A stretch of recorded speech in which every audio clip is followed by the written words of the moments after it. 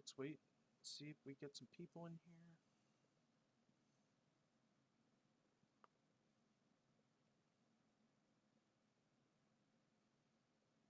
Okay. Let's see how everything's working. Here, one sec, guys. Testing.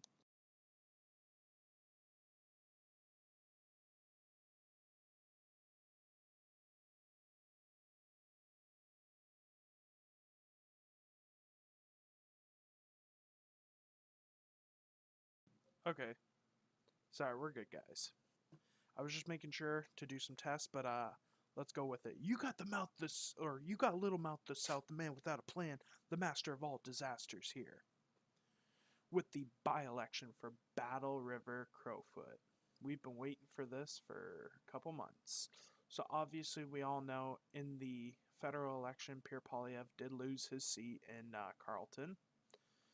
And Damian Kurek, which I call him a hero, he volunteered to give his seat to Pierre Poilievre to continue on with the party. As Damian Kurek put the party first, and actually, he would have qualified for his pension in October.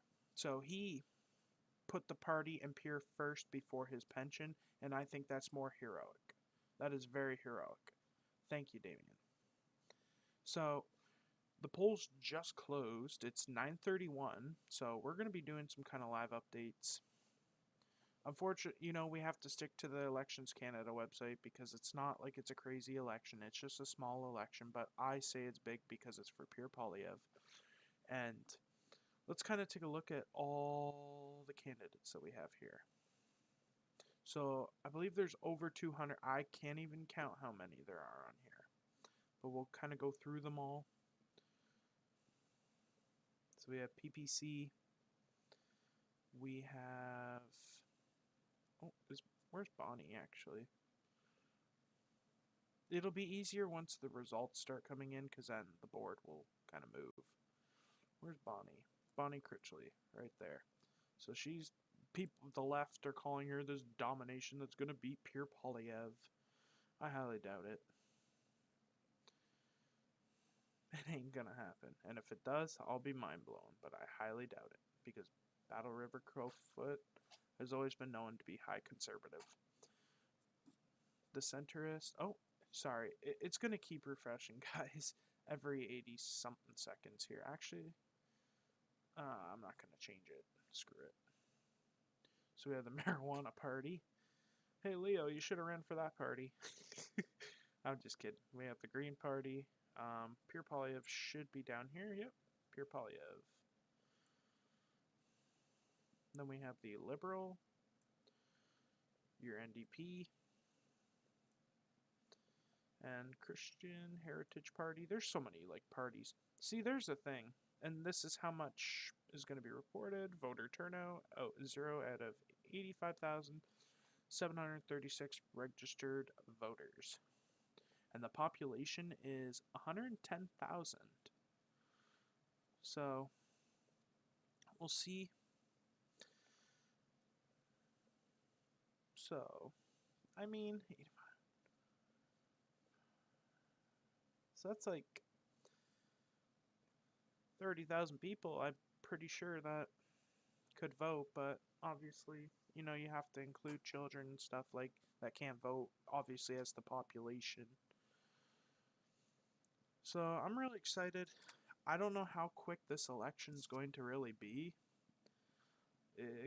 I think it's going to be shorter than Toronto St. Paul's because I remember I stayed up till like 5 in the morning for that election.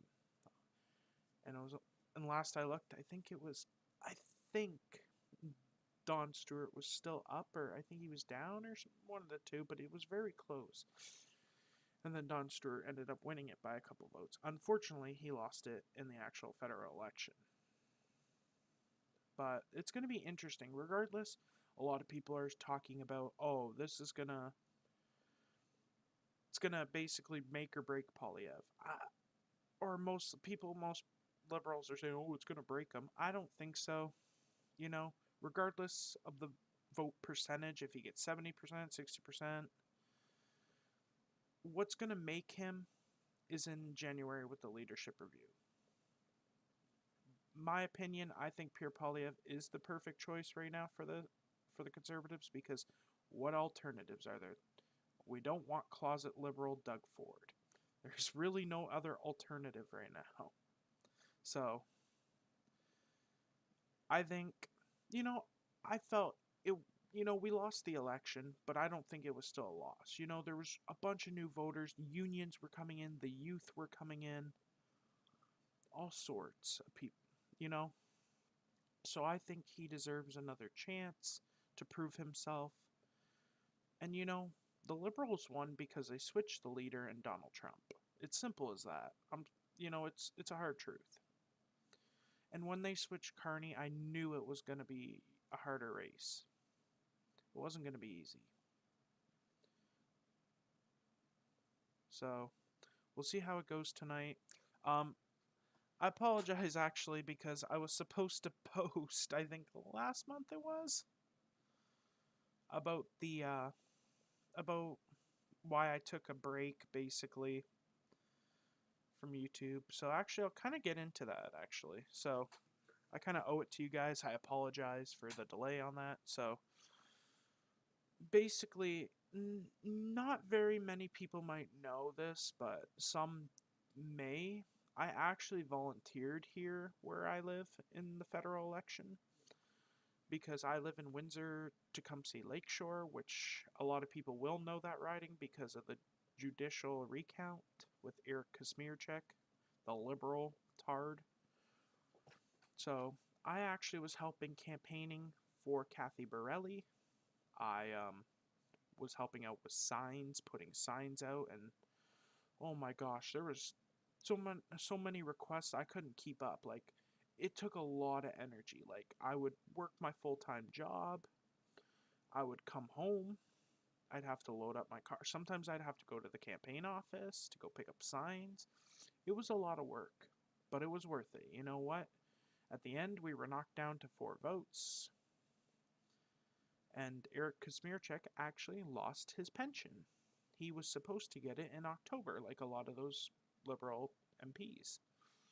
So he's one of them that didn't get it, and I'm so glad he didn't. He doesn't deserve it. Neither did Jagmeet Singh, but obviously we knew where that was going. He's a snake.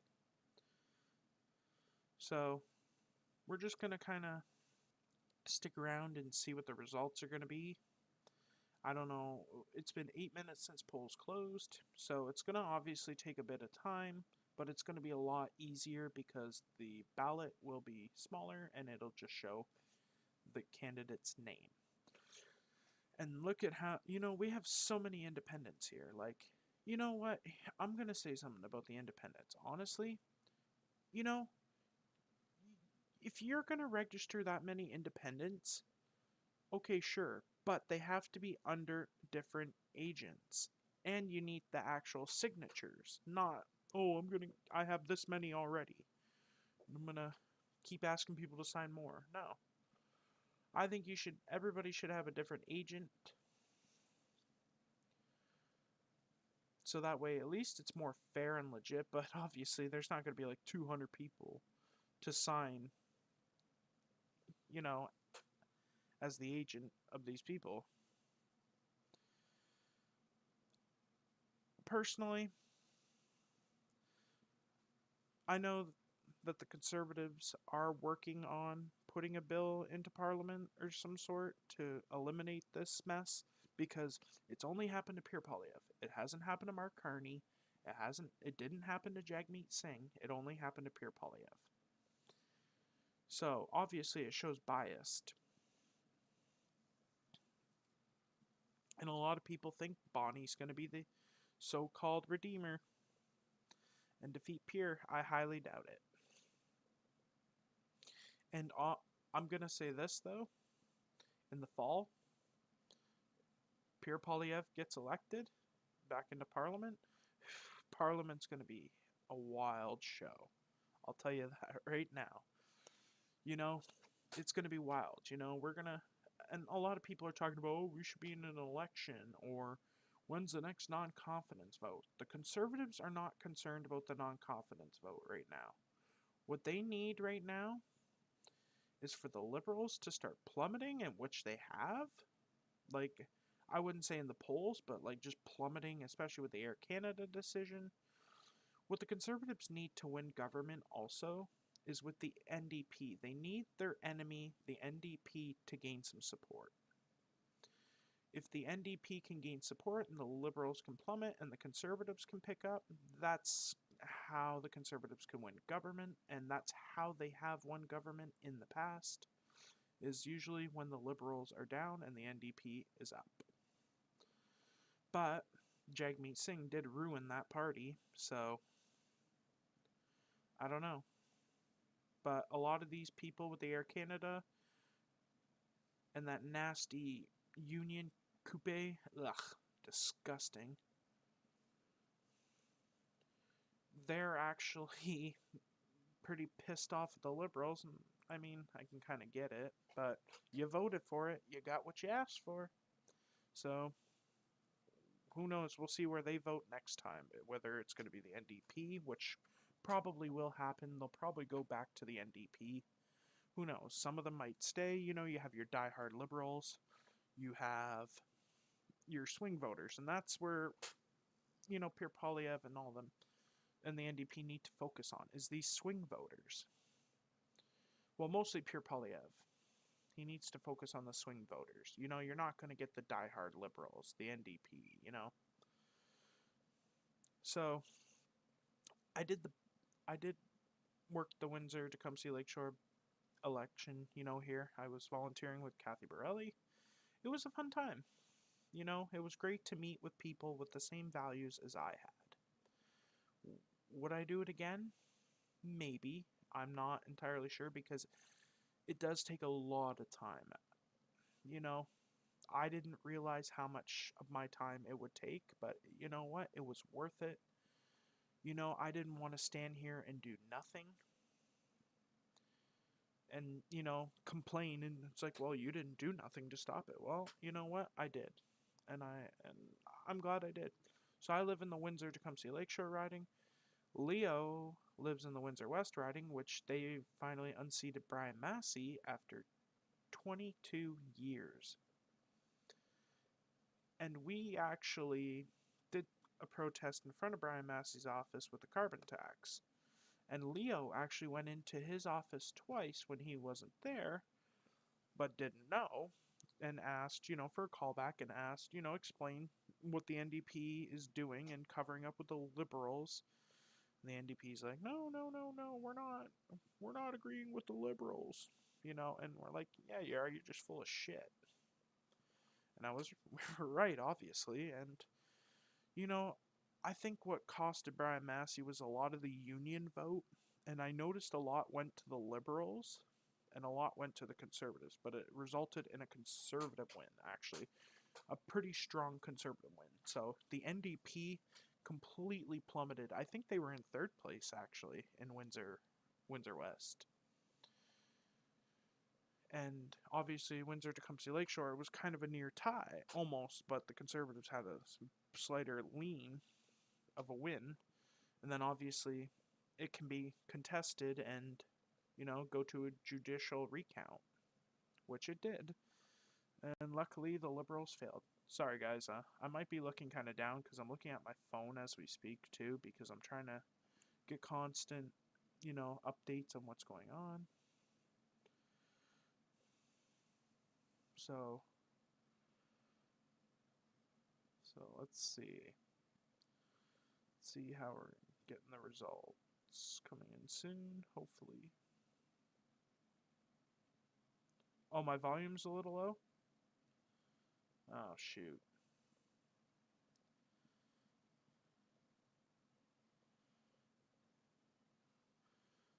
Okay. Here, let me take a look at that real quick. Do. Or maybe it's just because I'm speaking low. I don't know.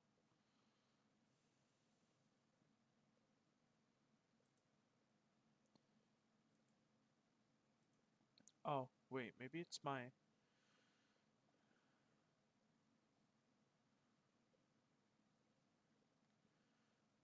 Sorry, guys. I'm like not really used to this, or maybe I don't know. I was kind of noticing that on the stream too. Here, let me try to put my mic a little closer because it is kind of far away. I'm not really the greatest at this right now. Like, I haven't used my computer in a while. I'm using my computer, and it's been a while, so I'm trying to learn a little bit more with like OBS and stuff.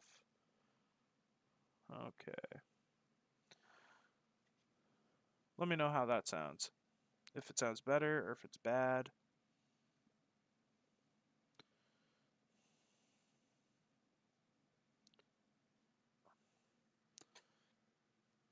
But as of right now, we don't have any results.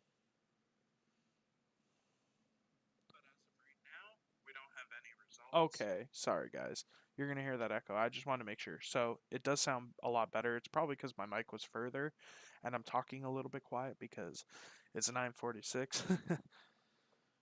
But and my webcam. Sorry, I know it's not the greatest. It's a 720p, but I don't really use the webcam very often. But I'm probably gonna upgrade it to a 1080p. I just wanted at least a picture. So okay, it's 9:46. Still no results yet, but it's only been like 16 minutes since polls closed. I predict hopefully we can see something in the next like 14 minutes. Sorry, I'm gonna have a drink. Some more or some grape crush.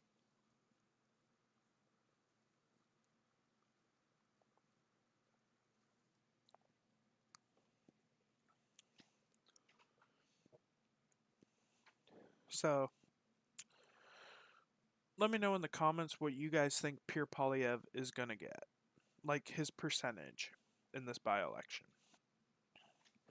I think he'll still stay within between 70% to maybe 80%, or maybe even 85%. Because Damian Carrick, I think he got like 82, 83% of the vote in the election. So we'll kind of see where this goes. So it's probably going to take a little bit longer, but probably not as long as like Toronto, St. Paul's. So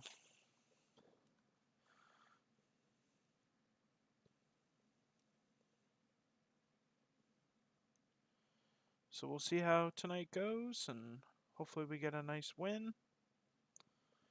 I'm just trying to get updates.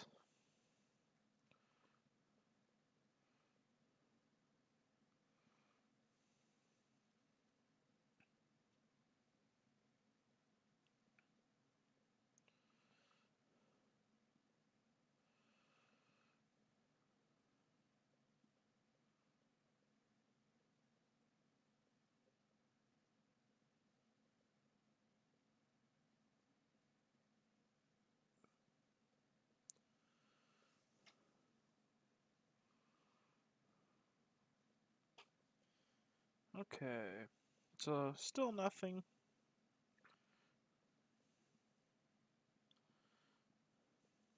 I can't wait to see Pierre Polyev come back in the House of Commons, though. It's going to be a crazy fall. And we're actually, I think, less than a month. I think it's September 15th we go, or they go back. Let me look that up real quick. Parliament schedule for the sitting. Oh, still no results, so we're August. There's a German tabling on the 20th, September.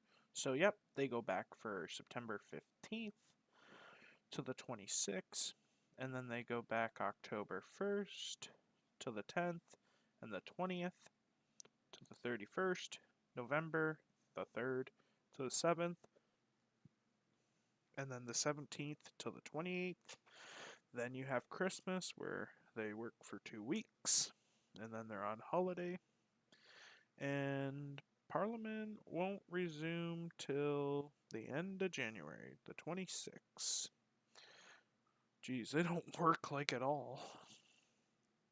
See, and that's one thing I agree with Pierre Polyev on is, if he would have gotten elected, they wouldn't have went for summer break. There would have been a lot of work to do. But the result of this election basically was like a Paul Martin in 2004, where the Liberals picked up another government, but it was a minority. Except in this history, though, there's been multiple minorities. We haven't had a majority government since 2015 for any government.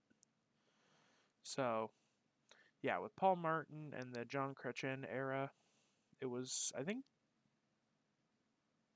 2 or 3 majorities.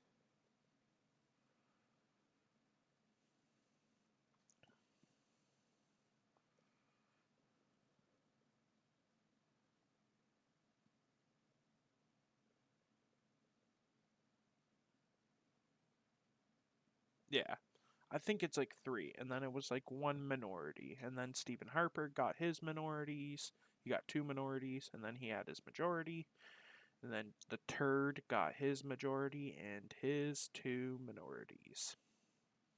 And then Mark Carney comes in, and he got his minority. So I want to talk about an election, actually.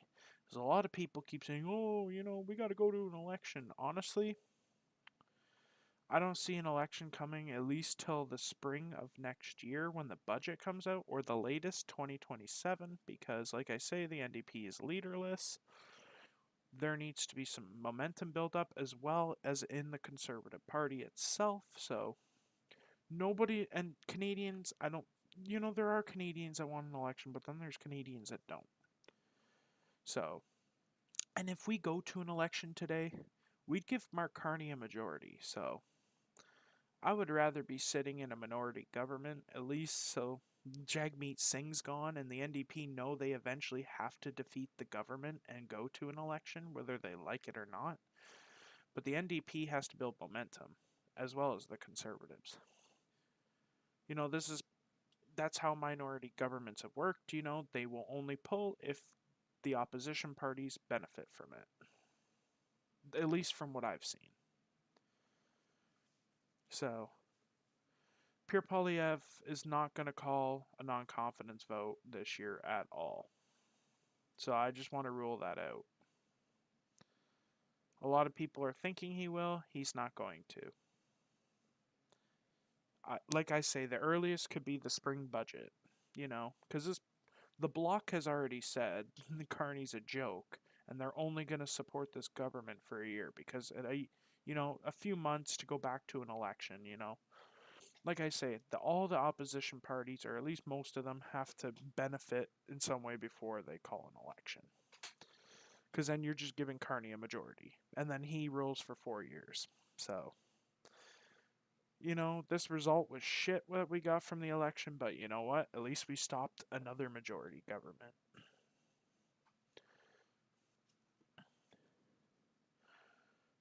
And for Pierre Polyev, he did really good for the party, actually, in a long time. Like, first, I think it was Stephen Harper that set some big records for the party. So,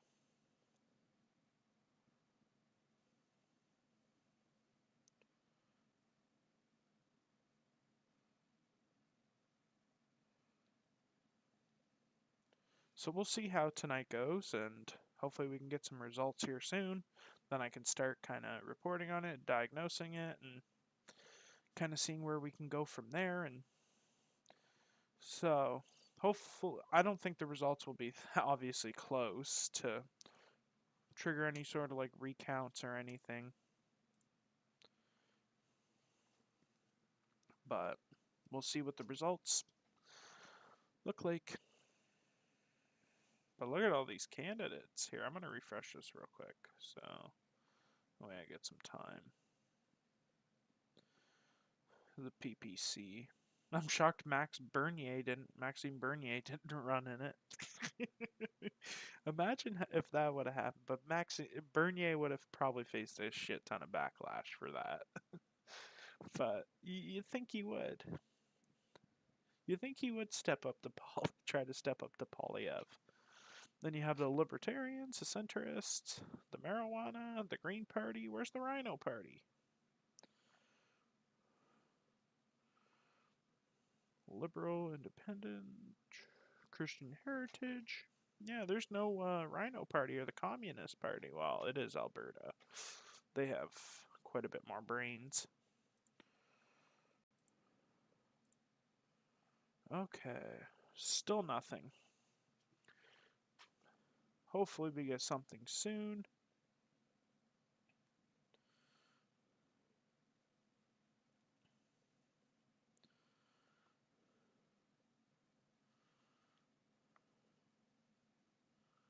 Dang, I'm just looking out, and I guess Jagmeet Singh is now talking about the strike going on, and he's getting ratioed. Like, Jagmeet Singh, dude, you lost. Go away. Nobody cares about you. You're irrelevant. You were irrelevant then, and you're irrelevant now. He already even stated back with the strikes he wasn't going to call a non-confidence vote. It was Mark Carney that had, Jagmeet Singh wasn't. Jagmeet Singh is a tool. That's just, I'll put it that way. Jagmeet Singh is a tool. Actually, I'll say it even better. Jagmeet Singh is a corrupt bastard. He don't like that.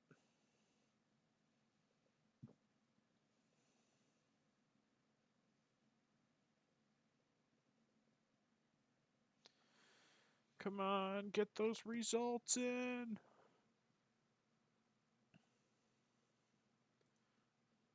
So we still ain't got no results. I'm gonna see with Elections Canada.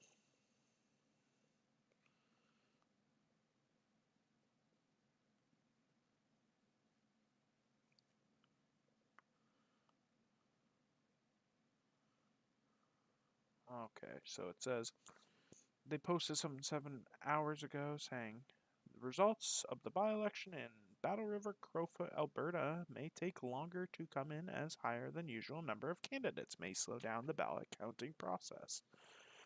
Results will be shared as they become available. Thank you for your patience. That was 7 hours ago. So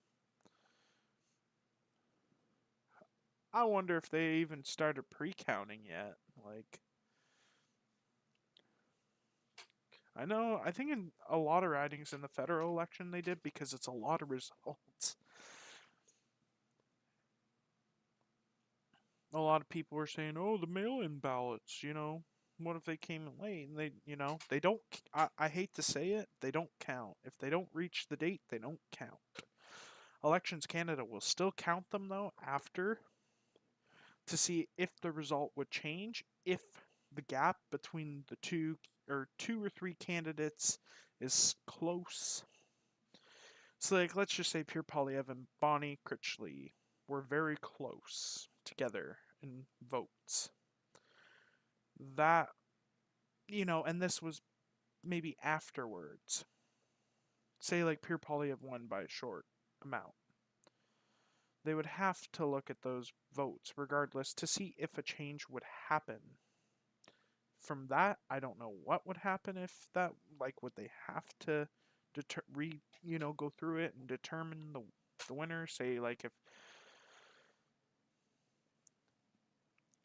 but regardless, a lot of people are saying, "Oh, the mail-in ballots." No, the mail-in ballots, if they don't make the date, they don't make it.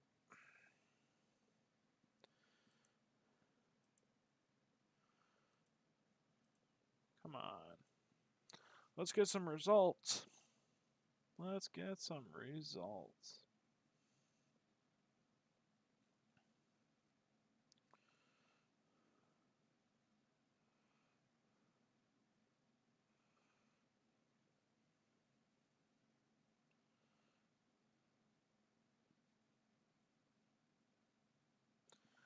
So, I guess breaking news, Air Canada flight attendants currently in negotiation, union says.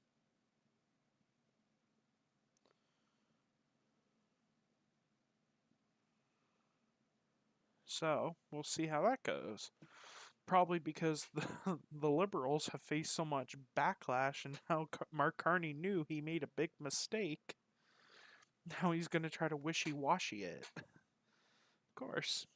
Typical liberals. You gotta wishy-washy everything.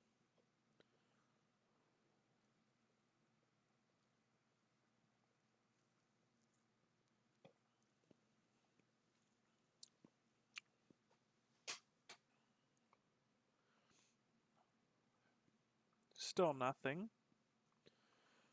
So, anybody in the comments or anybody viewing, let me know how your day's going. I hope it was going good. Now we got this by-election to ease the night off. Hopefully it all goes smooth.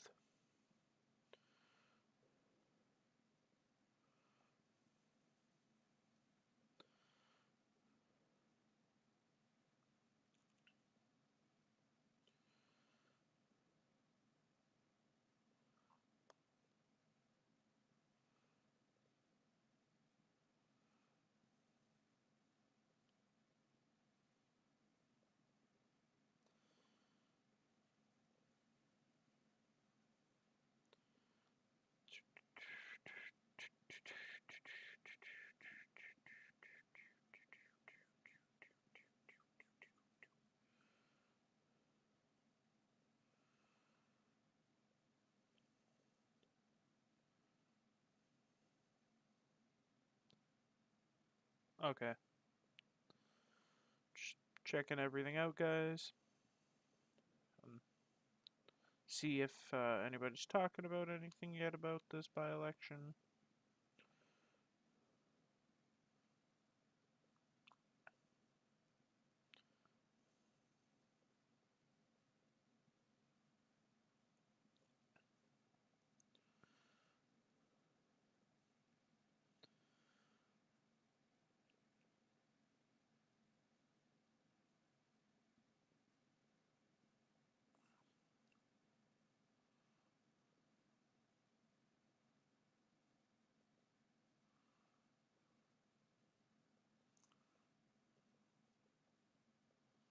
Okay.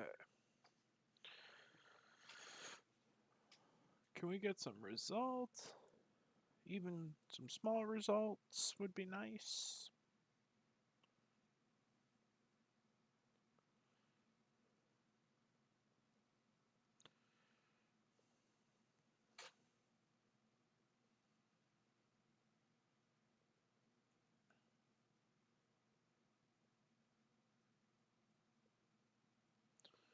Can't believe this is actually allowed.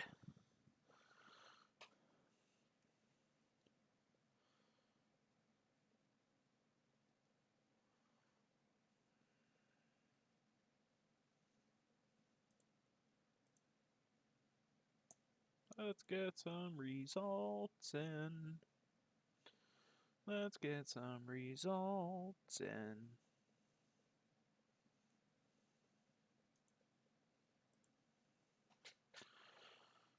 Yeah, guys, it's unfortunately right now just a waiting game. It's kind of just waiting to see.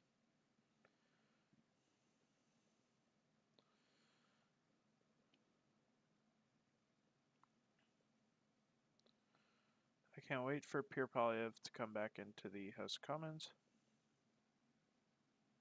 Oh, okay. Hey, Mark. Thanks for the comment. Sorry, I'm kind of reading them on my phone as I go. What would I think be the percentage if Pierre wins that brings?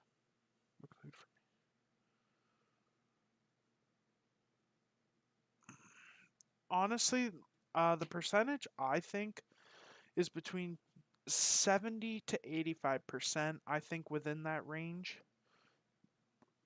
And I personally think in the leadership, there's a lot of things going to be talked about, like where did Pierre go wrong on his own ends? Like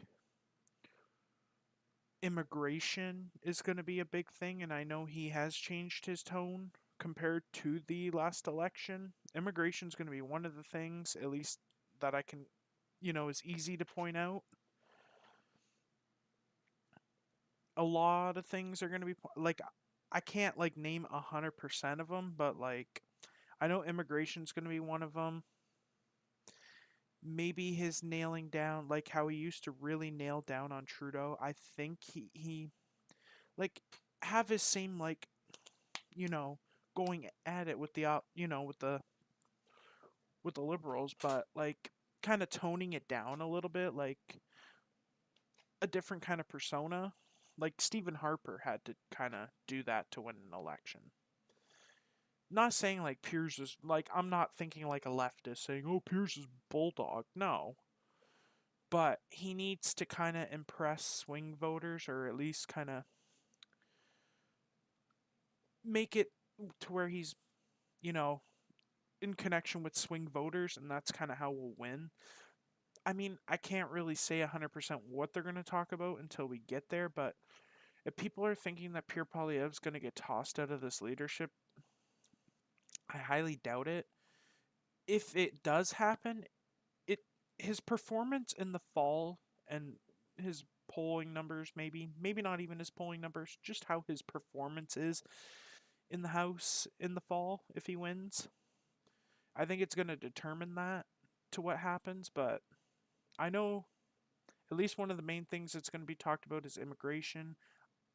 A lot of things need to be kept on, and I think that's good with people within the party that tell him, you know, things like, "Oh, this we don't agree with this stance on immigration." And he listens, and he's actually started taking a lot of advice from the people within, like the party voters, like me. I voted for Pierre Poilievre in 2022. So I think it's really going to determine that.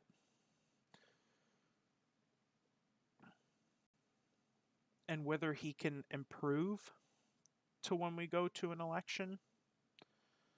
And like I say, who knows when that could happen? It's not going to happen this year. Rule that out. Non confidence vote is not going to happen this year. Maybe, like I say, the earliest could be a spring budget. That's when I could see it maybe happening. If not, the maximum 2027, because the NDP is eventually going to have to call an election, regardless if they're doing well or not, because they need party status. And for us conservatives, the best bet would be for the NDP is for them to gain some momentum from the liberals, as much as we don't want to see that happen. For conservatives to win an election, the NDP needs to be doing well to take from the liberals. And with this Air Canada stuff, I hope that will happen, because it looks like a lot of them are pissed off at the liberals and looks like they want to go back to the NDP. I think that they voted liberal just to try to stop Pierre Poilievre. But I think regardless, Pierre Poilievre brought in good results. He brought in over 25 more seats to the party. He brought in the youth. He brought in the union workers. He brought in a lot. Like, he set some records compared to like Stephen Harper in 2011. So I think personally, this leadership review is going to talk about a lot of those things. And that's the thing about us. If you're in the party, like a card carrying member, you can actually, I think you can email or something to say what you would want to be talked at the convention, the leadership review, to say, well, this is what people want, you to focus on, and this is what needs to be improved. It's kind of like getting well, basically it is. It's like getting a yearly review. That's basically what it is. At your job, what are you doing that you're doing very well, where you need to improve. That's basically what it is. It's like a yearly review, except for the conservatives, it would be more, I think, towards election times. If the conservatives do toss Pierre Poilievre, there's really nobody to replace him, and I think that would be a big mistake. I say give him another chance, let him try, because I still don't think that was a loss. We didn't win the election, but when I knew when Mark Carney stepped in, it wasn't going to be an easy race. It wasn't going to be that winnable. And that's the thing. The conservatives, knew that Justin Trudeau would have been guaranteed them a big majority government. So I kind of knew once they switched leaders, it was going to be. And, the conservatives did the right thing on top, pushing Justin Trudeau right out the door. They could have backed off, but they never did. Because they could have done anything to keep him in power till at least an election, but that would have been till October, so we would have still been waiting for an election. Jagmeet Singh wouldn't have pulled. But eventually, Trudeau had to set his ego aside and step down. I think it's better for him to step down than to go in defeat with Pierre Poilievre. But us, like a lot of conservatives, would have loved to see that.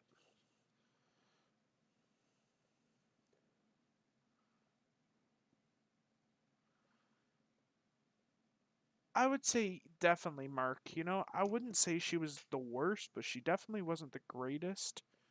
And not just that, I say this definitely not in some way because she had a lot of conflicts of interest. Not like really conflicts, but like she was, a supposed lobbyist, even though Jagmeet Singh's brother is a lobbyist. But I think there was just a lot of dirt on her. And, that's obviously no good. So I think for Pierre, a new campaign manager, he needs to try to find somebody that's very smart, can help get the party really back up again, and that can find somebody that has like no dirt on them, or at least not a lot of dirt. Obviously, you're going to have politicians that are going to have dirt on them, or campaign men.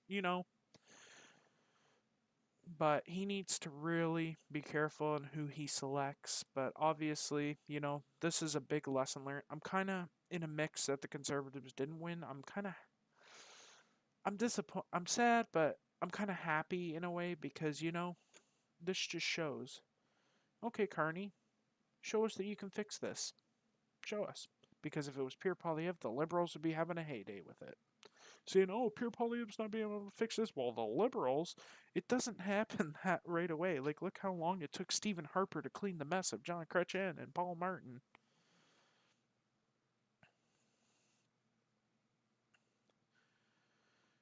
And then also, the Conservatives had their own deficits.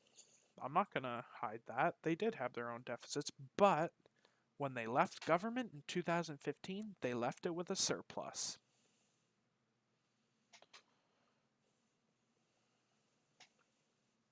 So I think the surplus was like 7 billion. So basically Trudeau had all this little bit of extra money, and then he's like, "Oh, I'm going to do a small deficit every every year or something. And the budget will balance itself out." A 5-year-old could run a bank better, run a government better than Trudeau. That guy was a goof. And now we got a so-called banker that even the UK doesn't even like.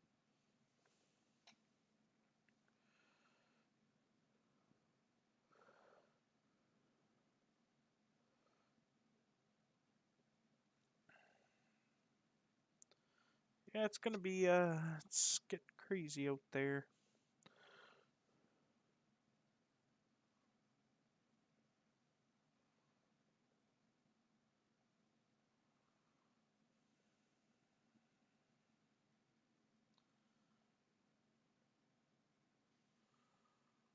Okay, let's see. We're still 10:15. We're almost an hour in. Still no results.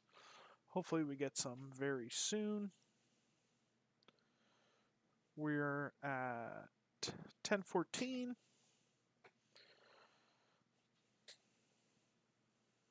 So, sorry, I'm kind of reading my comments on my phone because I don't have a dual monitor, unfortunately. So, I'm kind of just scrolling through here. But, Mark, I absolutely agree with you that, Pierre Poilievre shouldn't have had Jenny Burney. I can't even pronounce her name. I'll just call it Jenny. It was bad enough to have her in there, you know? There was a lot of conflicts. I don't know. But Pierre stepping on immigration, I wish he would have just done that beforehand, but even then, I think it would have been a loss regardless, but like I say, the results weren't really a loss to me. Like I say, he gained 25 more seats in parliament. He was able to gain like 2 something extra million votes, gain the youth, the unions, and with 144 seats in parliament, it gives him an opportunity, you know, to actually put forward bills, you know. With the bloc and the NDP, yes, he will still need 3 parties, unfortunately.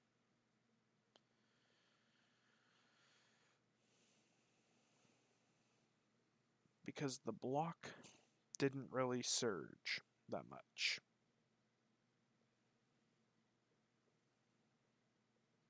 So,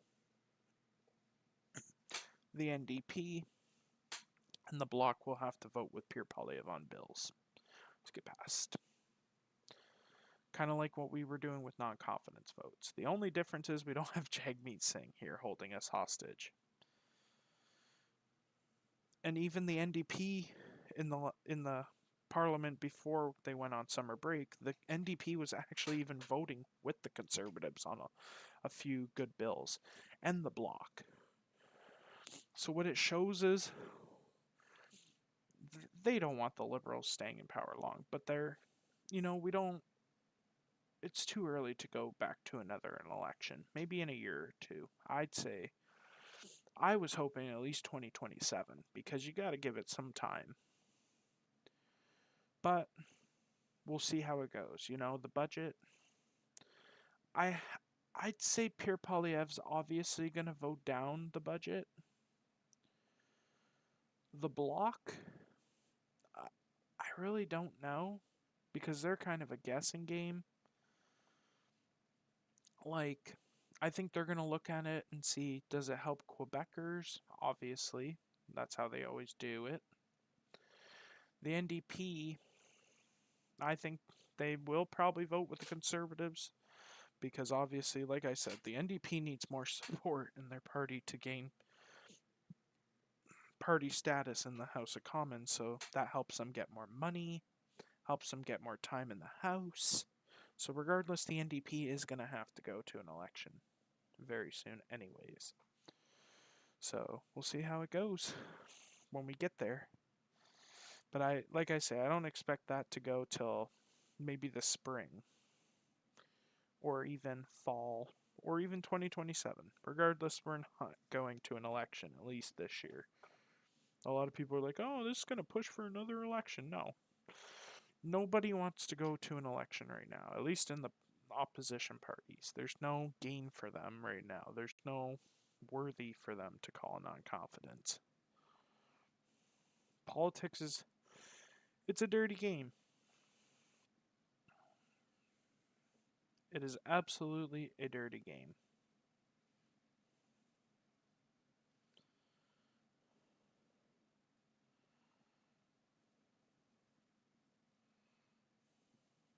Still nothing. Oh. Wait.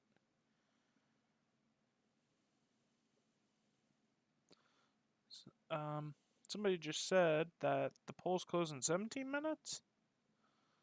No, it was 5 minutes ago.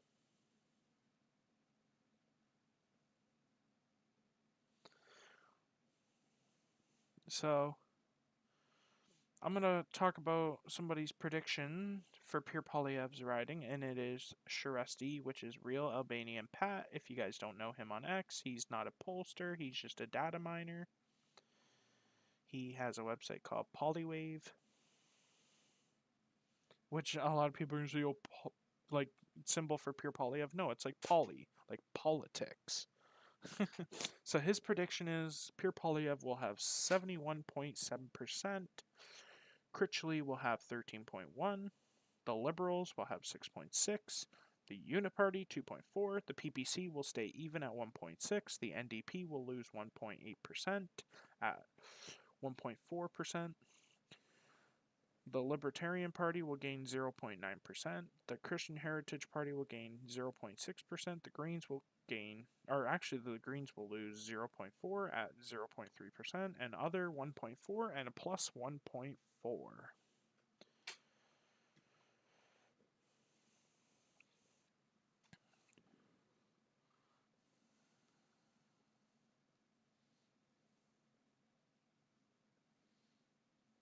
Okay, so I did get it wrong. It's 10:30. I thought it was 9:30. Whoops. So polls are still open. I didn't realize that. Whoops. Sorry guys if you guys are hanging on, but it's good to talk with you guys. Like I say, I was supposed to do a live or a video last month and I totally just been kind of, I wouldn't say really pushing it off. I just kind of forget about it in life, After the election, I just focusing on normal life, I took a break from politics. It was a good break, It was needed, It's been constant activity since the Freedom Convoy. So you got to think. That was 2022, then 2023, 2024, 2025. That was 3 years of constant with politics. And that could do a lot to somebody that, isn't a politician. So I took April 20, like a 3-month, 4-month break, but I was still kind of posting videos. I mean, I took like a month of break, I think, completely from YouTube, just to work on my own mental kind of health. So I had to focus on me, and just like everybody else, we have to focus on your own mental health first. That comes first. And it wasn't over a loss. A lot of people, liberals, are going to say, oh, it's because Pierre Polyev lost. No, it's because I actually put some work into helping a candidate get elected, and which she did. And doing YouTube, and I'm glad. I love doing the YouTube. I love every single one of you guys. You guys are the motivation to get up and do this. It's not very easy, especially working. This is just, on the side. We like having fun, We've done a lot of protests. We've met a lot of people.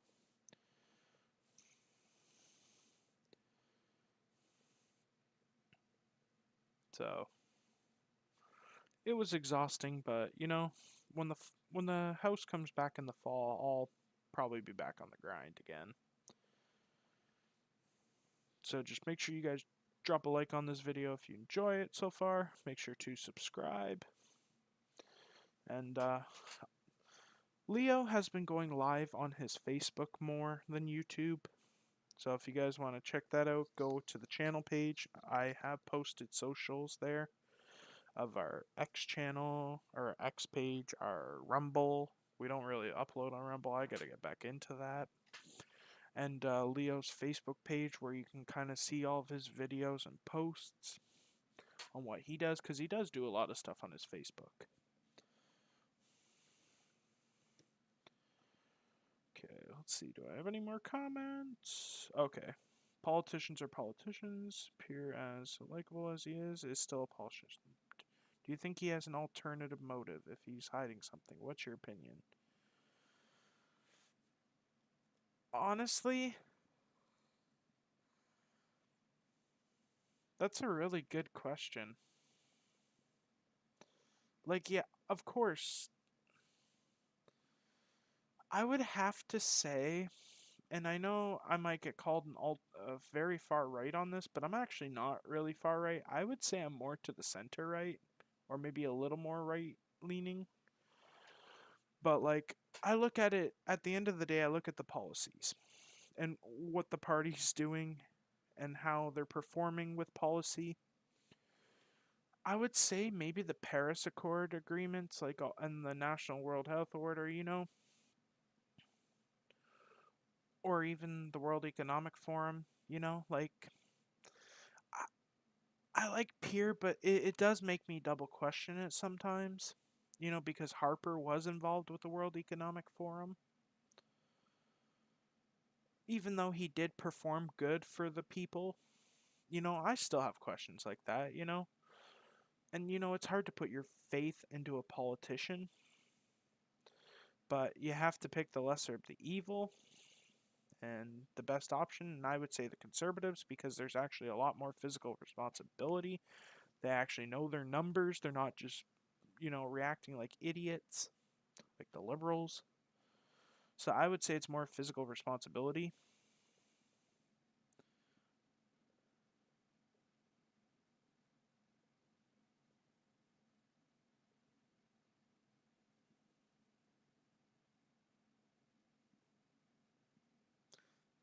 Thank you, Mark. I appreciate that. No, thank you. Honestly, thank you. I appreciate your questions, actually, because you know what? I have sided with Pierre Polyev, but I need to stay in the lane on both sides. I can't just praise Pierre Polyev all the time. I have to do the right thing and call out things. I do think he needed to, he did fail on the immigration part. I will admit that he did.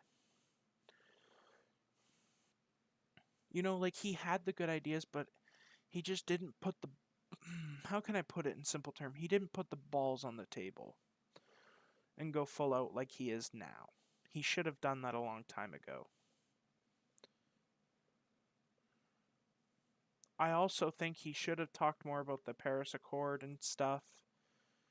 National World Health Order. Like, people did confront him and he said, "Oh, I have no idea about this and I'll look into it." Like, we know you know. Politicians just try to. They think we're all stupid.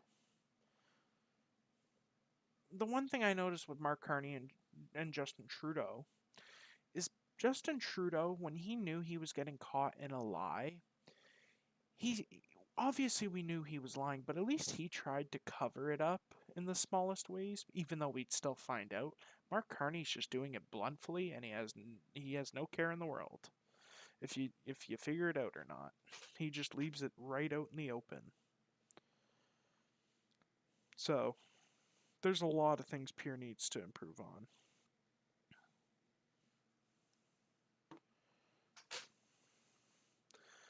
But this is what that's what this leadership review is going to do. This leadership review isn't just about tossing out a leader. Aaron O'Toole got tossed out because he is a tool. He was a wobbly, wishy-washy liberal. I don't care if like Doug Ford, just because you're a PC, you could still be a closet liberal. And that's happened with the Conservative Party, and that's why the Conservative Party lost a lot. Well, Andrew Scheer, I know he had his issues too. As much as I kind of respect him now, like he's put his balls up there, but it's like he wasn't really that great either. And then Aaron O'Toole, oh, I voted for that guy. I regret it, but I wanted to stop the liberals. And I regretted that. He was wishy-washy on the OIC gun bans. And he couldn't stand up to Trudeau. And I'm like, and then after the Freedom Convoy, I think around that time, that's when they gave him the boot. And then they had the leadership race. So, there's going to be a lot talked about, and I think like some of the things I did state will be there. Obviously, maybe not the accords, like the Paris Agreement. I do like a lot of his policy ideas that he has, like scrapping the EV thing, the industrial carbon tax, the dollar for dollar, the Ring of Fire. The Ring of Fire was that really motivated me because living in Southern Ontario right now with what's going on, I would have taken an opportunity to go up in Northern Ontario and work in that, like whether it's in a coal mine or something. Absolutely. You got to go where the jobs are at, and that motivated me. But obviously it didn't happen. So, there's a lot of things that's going to be talked about in this leadership race. Or no, leadership review in January. I think it's the end of January, actually. And it's going to be in Calgary. So, it's going to be interesting. Even tonight's going to be interesting. So it's 10:30, polls just closed. Even though it's closed, though, people that are still waiting in line, they will not reject you to vote. That's what I've always been told, you know, even if you're right 10:30 right and you're still in line, they will take the people that are still in line and let them vote. Which is the proper thing to do.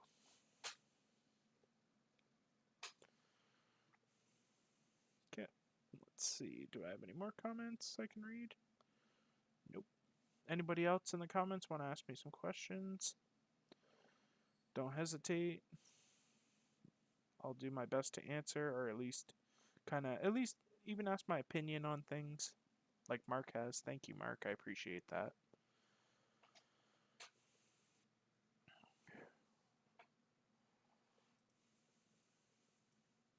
So now results should start pouring in within at least the next 15 minutes, maybe probably to a half hour. So we'll see.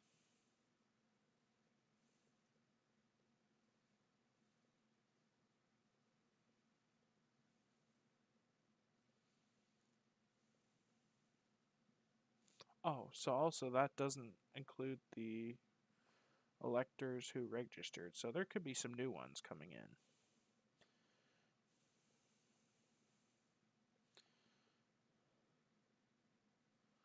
Come on, I want to see some results.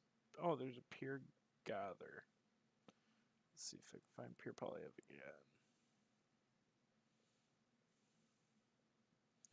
Conservative, Pierre Polyev.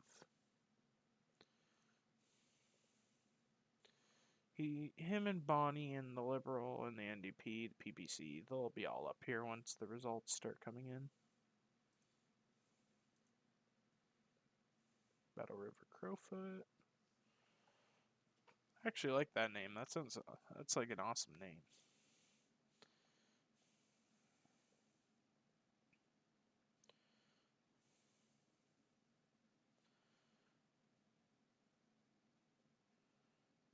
Oh, do you need the link? To the webpage? What I would honestly do is type in Battle River Crowfoot election results and it should come up. That's what I did.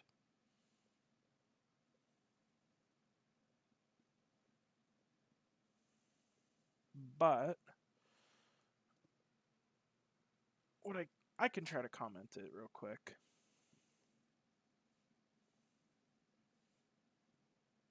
But I know YouTube sometimes doesn't allow you to copy it. Let's see if I can find it. Okay. So I found it. I'll see what I can do to the web page. Let's see. I'm going to comment on my alternative account. Let me know if you guys see that. That is the link to the actual results themselves if you want to look for yourself.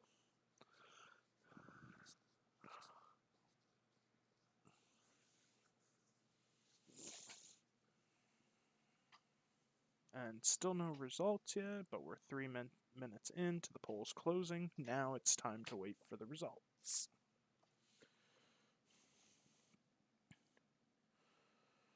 Okay.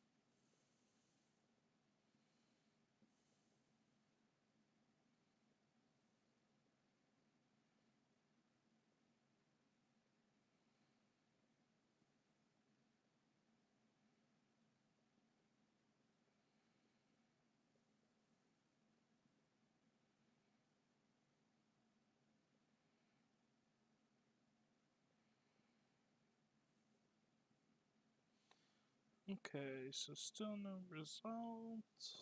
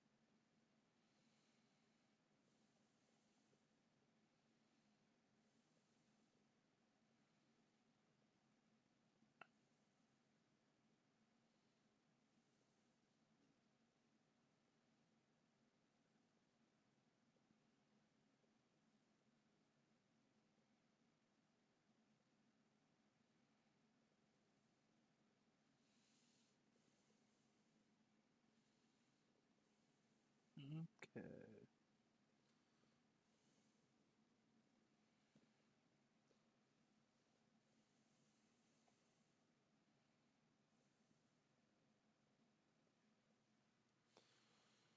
Sorry guys, just trying to keep up on information online. So, still no results. We should get something soon. I'm wondering what the first results are going to be. How many hundreds of votes?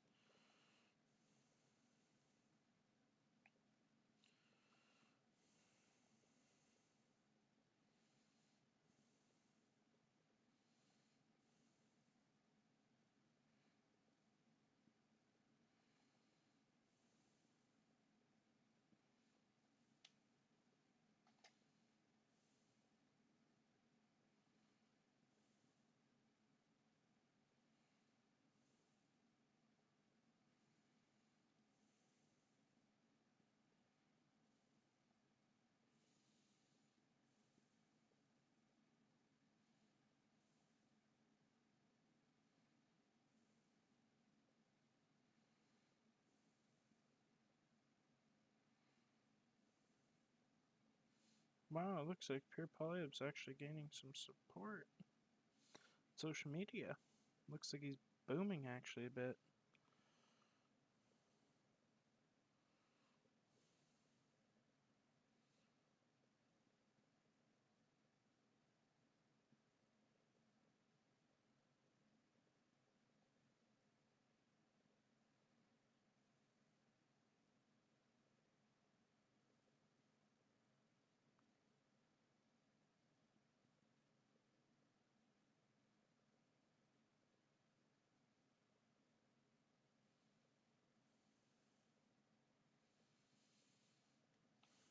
Alright, so we're at 10:38, still no results.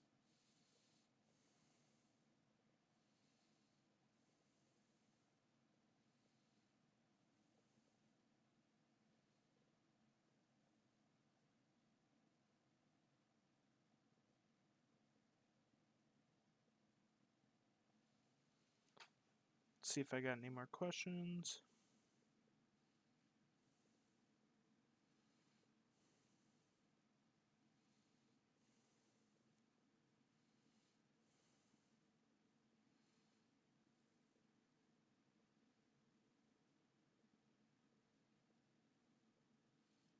Absolutely, Alejan. I'm sorry, Alejan. I'm sorry. I'm trying to say your name, but no problem. And hey, Railroaded. Hey, Jake. Polls closed 8 minutes ago. Count should start rock and roll now. I hope so, Railroad. It's gonna be a little while. I don't know how long I'll stick it out for, but uh, it depends on where the results are at. Because obviously, I'm not gonna be up till like as late. But I'm gonna look at the gap and determine how it's gonna go, and how many polling stations have reported and how much is left. I can, if it's within the thousands, like if Pure Polyeb's over like 2,000, 3,000 votes, it's already going to get called eventually, pretty quick. As long as that gap for Pure Polyev stays at a good distance. I think that they'll be able to call it early. If it's a tighter gap, then it might determine, but I highly doubt it's going to be a big gap. So we'll have to see. It'll be interesting.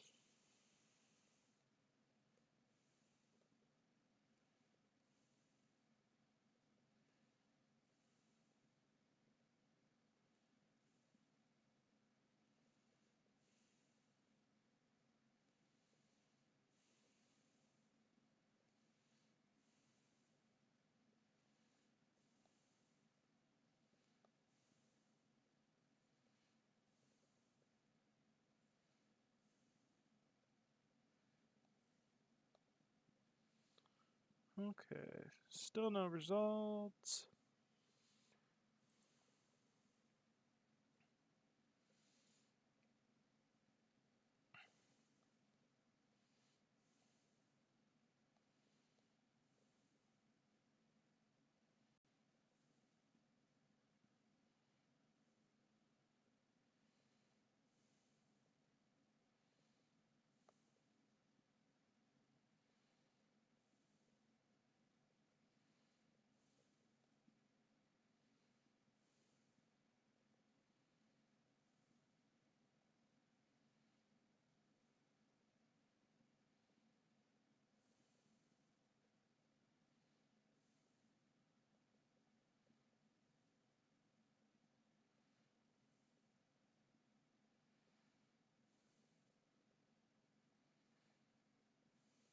Okay,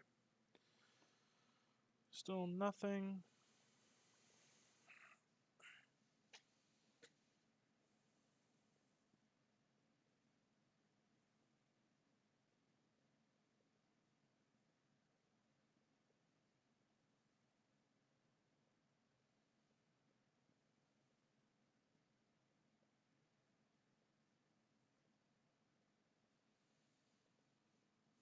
And it's 10:42. Hopefully we'll get something by 11 o'clock.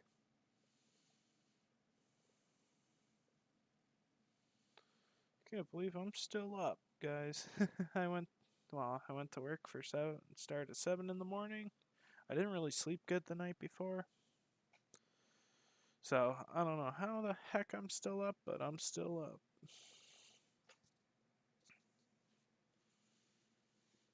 Let's get some results in.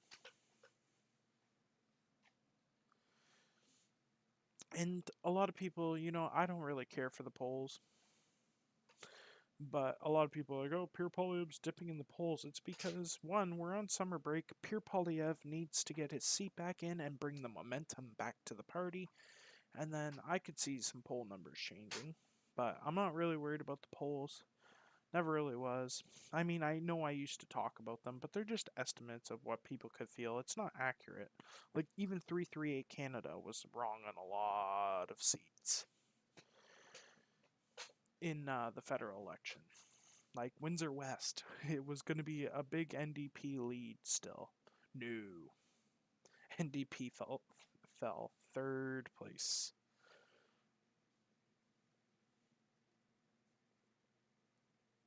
So, I'm not going to say 338 Canada or anybody's like completely wrong, but in the federal election, it was very unpredictable. Very unpredictable. Okay. Any more comments I can read?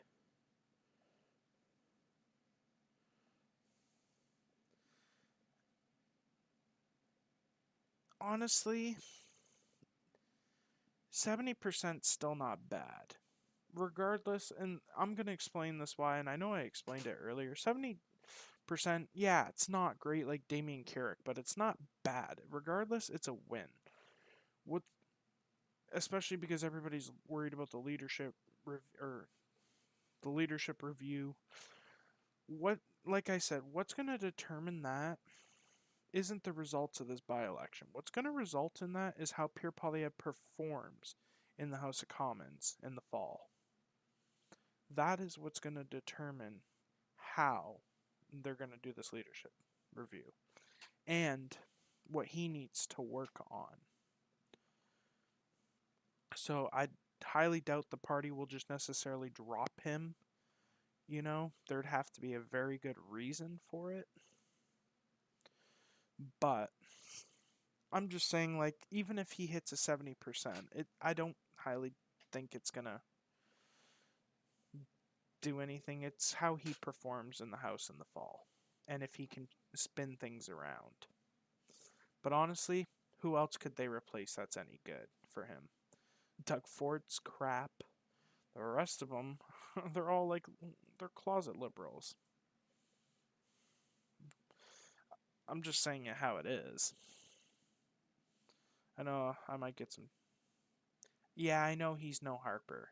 Honestly, in some ways, they do have some comparisons.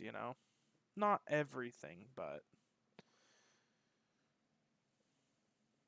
Harper wasn't perfect either, but I'll admit he was a lot better than most. I like Stephen Harper, actually. But they do have, him and Pierre Polyev do have some similarities, but I wouldn't say everything because, just because when Pierre Polyev was an MP, when Stephen Harper was Prime Minister, you're not going to have agreements on every single issue. And, I'm sure they'll have their own ideas. But Stephen Harper was actually the first, to endorse Pierre Polyev, like, even as a conservative. And Stephen Harper's never endorsed anybody in the Conservative Party leadership race, only Pierre Polyev. So that meant that he believed in Pierre Polyev. I think he still believes in Pierre Polyev, you know, because Stephen Harper ran in 2004, and it took him I think it took him it took him a try, or no, it took him two tries because the first time he failed to Paul Martin, and then in 2006 he gained a very small minority government.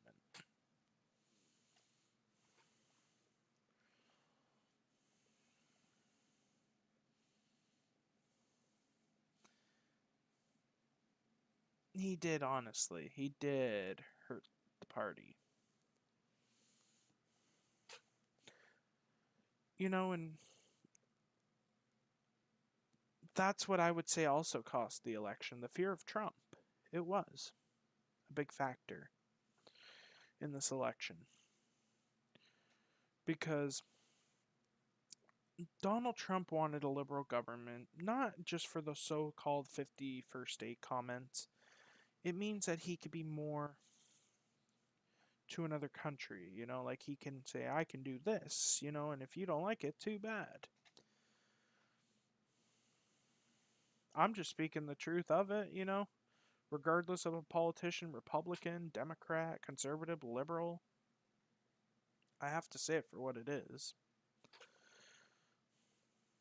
But I do agree, though, Donald Trump should have just stayed out of the Canadian politics, but obviously he didn't.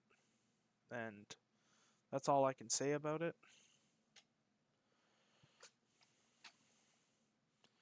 And then Doug Ford didn't help either, but we all know he's a closet liberal, and I'll keep saying that.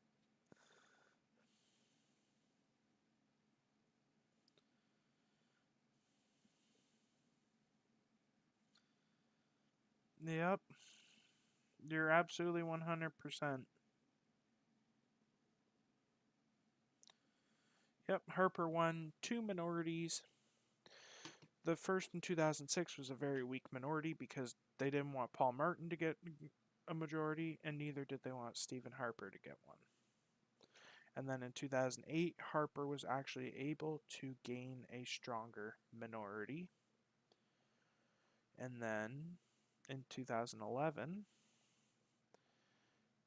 he called for the election and he won a majority. Not It wasn't a crazy high majority, but it was still a majority government of I think 162 seats, I'm pretty sure.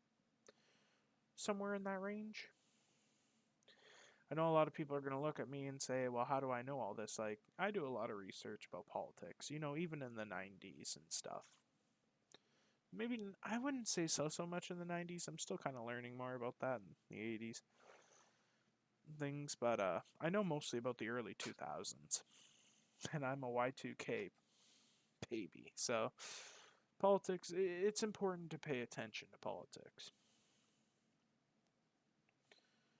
Like me, as at 19 years old, being legal to vote in 2019, I voted NDP, and God, did I regret that. But that's because I never learnt about politics until the 2020 Nova Scotia mass shooting. That's what made me realize. And then Trudeau's banning all these guns, punishing legal gun owners over an idiot with illegal guns and a replica cop car. Actually, yeah, it was a retired cop car. And that made me realize the liberals are idiots. I never voted liberal, but I'm like, the NDP's kind of siding with this. No, thank you. And that's where I said, I'm more of a conservative. I'm more kind of right-leaning conservative into the center, but I would say at points I do have some agreements where it might be considered far right. Rather be a righty than a lefty.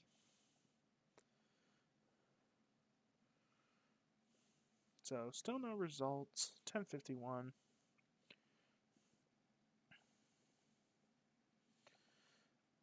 Do I think Leighton would be prime minister? Uh, I really don't know because at that point in Jack Layton's life, he was getting older and he was having difficulties in life. Not like, like physically in his life. He was having illnesses. Do I think he could have been prime minister? It's possible because when Tom Mulcair stepped in after Jack passed in 2015, he actually almost gained a minority government. Not much, but it was in mostly Quebec. The Liberals, if they sink there, the NDP can gain up in there. Sometimes the Bloc too, but the NDP can actually gain some good traction in Quebec, as it's been proven before. So, yeah, Tom Mulcair almost won it, but what what faulted it was the niqab debate. I'm not sure if you would remember that. That was back in 2015 over the niqab.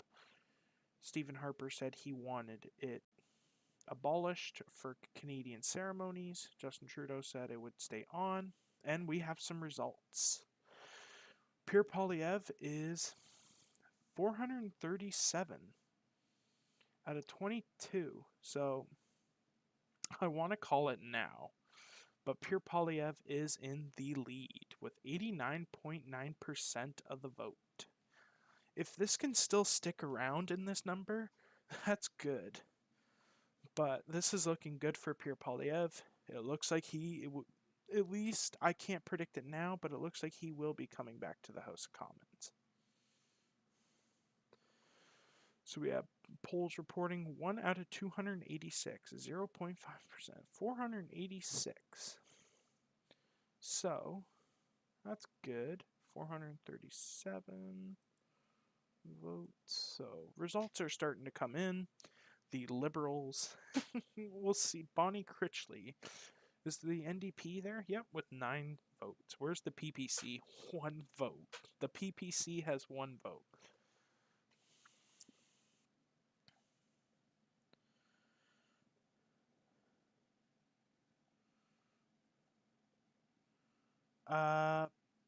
British Surazavan.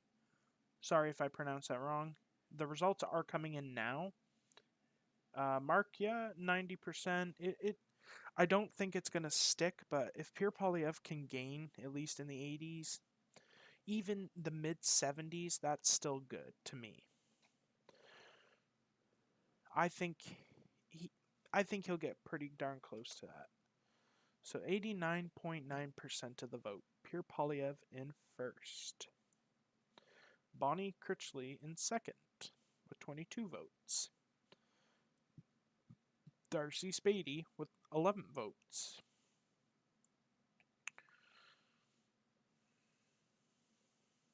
And what this is Battle River Crowfoot shooting the finger to the Liberals.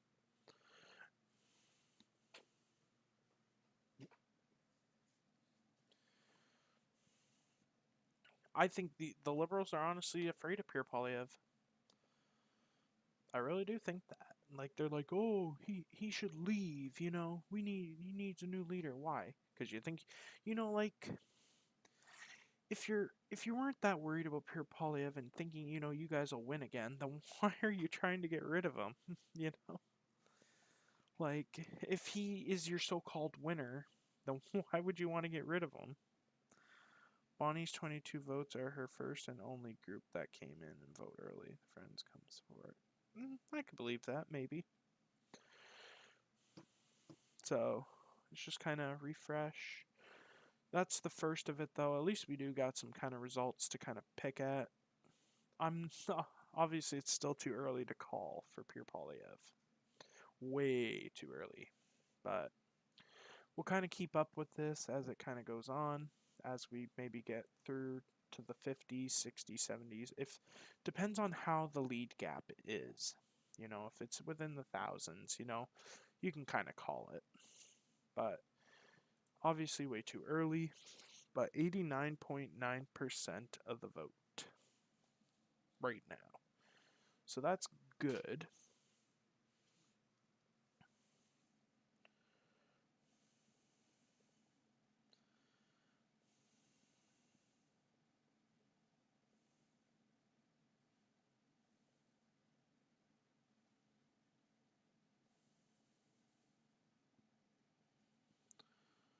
Okay. Sorry, guys. I'm just kind of still looking at results on my phone. Or I'm talking to other sources. Here we go, guys. This is it. This is it. Pierre Polyev is at 1,000 votes already. Bonnie is at 66. The Liberals, 39. So Pierre Polyev is still maintaining 87% of the vote. He might get near Damien's number, or he might go a little bit lower, but that's still not bad. That's 4 out of 286. That is 1,200 votes. That's pretty good. So, that's already a big gap lead for Pierre Polyev. That's still not enough to call it comfortable. Obviously, a lot of people are going to say, well, why aren't you calling it basically now? I'm like, well, we still got a lot of votes, but I think regardless, Pierre Polyev is going to win it. It's just, I want to see how much he'll win of it. And so far, it's looking pretty darn good. Let's just hope it stays this way.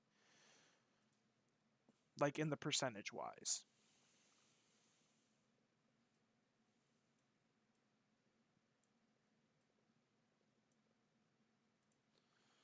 Okay, let's refresh it again.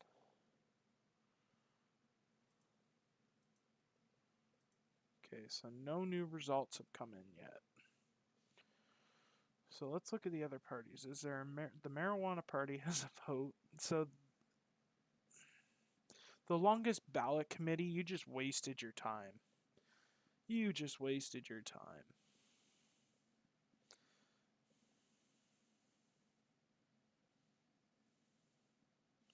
What's going on, Charlie? Good to see y'all. Welcome in to the stream. I normally don't stream this, but it's a big by-election because it's Pierre Polyev.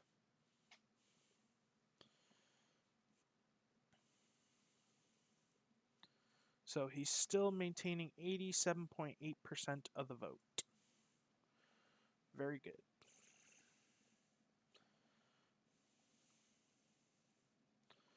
I'm going to look on my phone, see how results are going.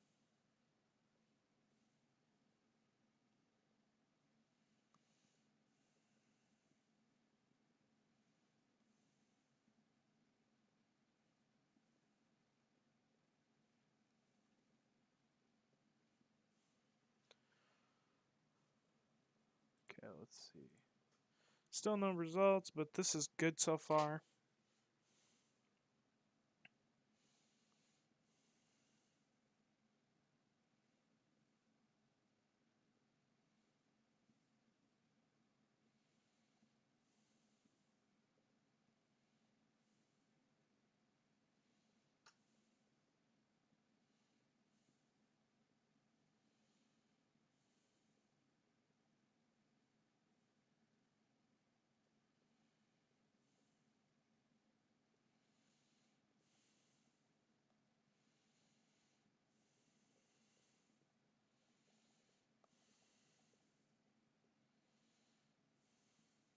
Okay, let's see. Any refresh?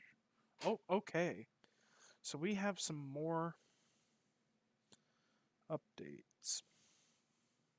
So Pure Polyev is still holding 87% of the vote.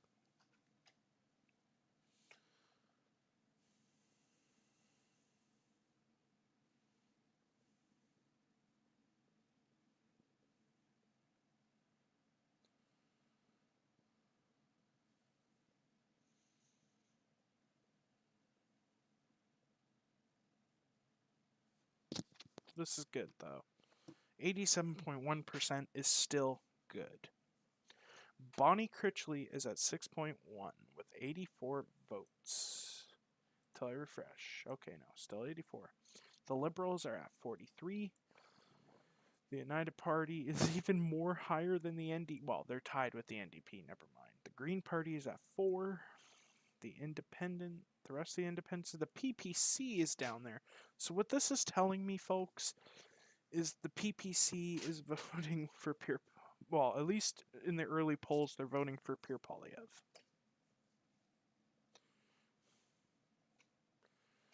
So we'll see how this goes. Okay. Okay, so.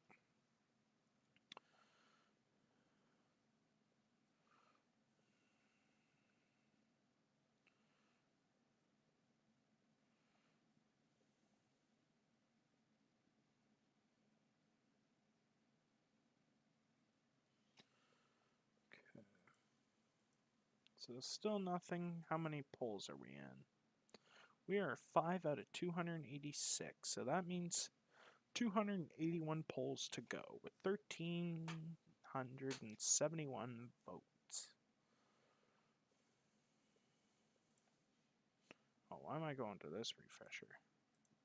Try to keep refreshing to see, because, you know, the votes could be in before that timer resets, so.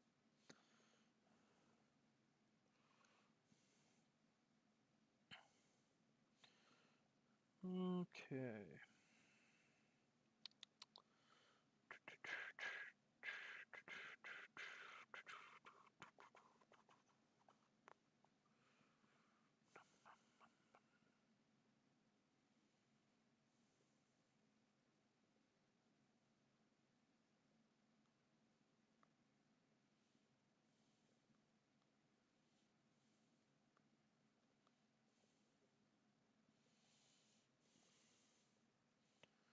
Okay, let's see. Still no new votes coming in.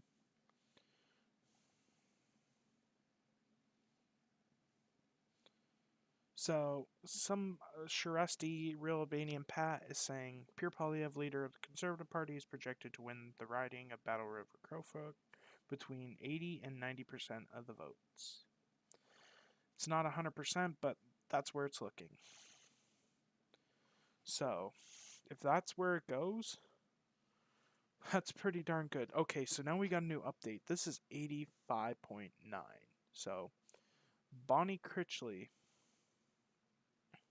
is at 217. Pierre Polyev is at 2,856. So it's looking like Pierre Polyev is going to easily win this, as I've already stated. Okay, so the PPC is up.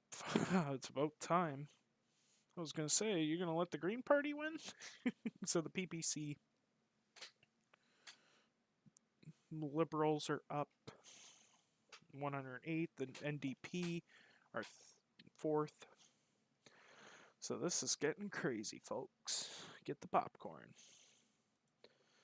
So that's like 85.9, so that's close to 86. That's still really good for Pierre Polyev.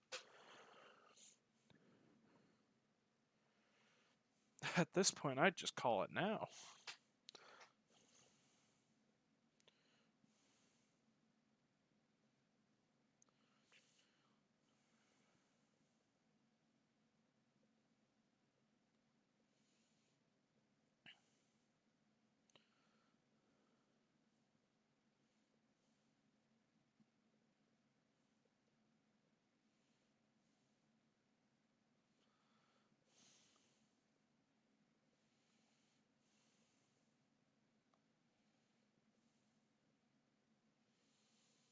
Okay, let's take a refresh. Any new polls? Any new polls reporting, sorry. Okay, here, I'm going to read the comments real quick. Oh, anybody still there? Let's take some comments.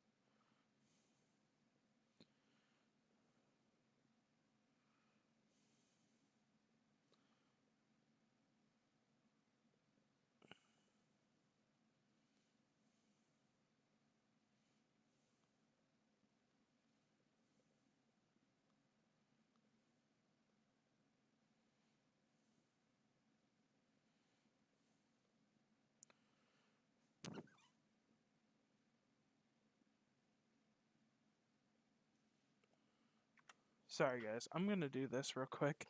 So that way it makes it a little easier and you don't have to, like, you can actually just see straight forward to it. There we go.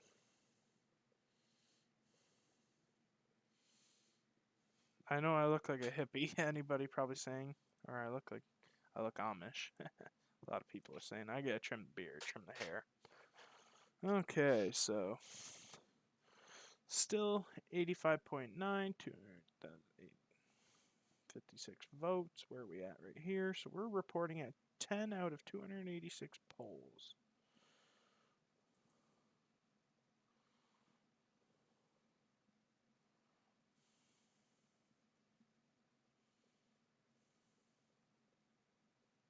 So what does it just prove, guys? Look at here.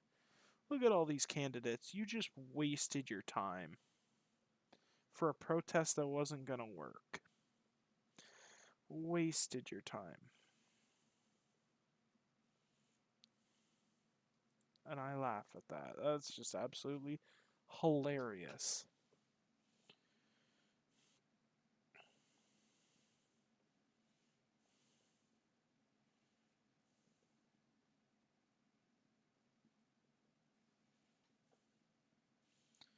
Okay.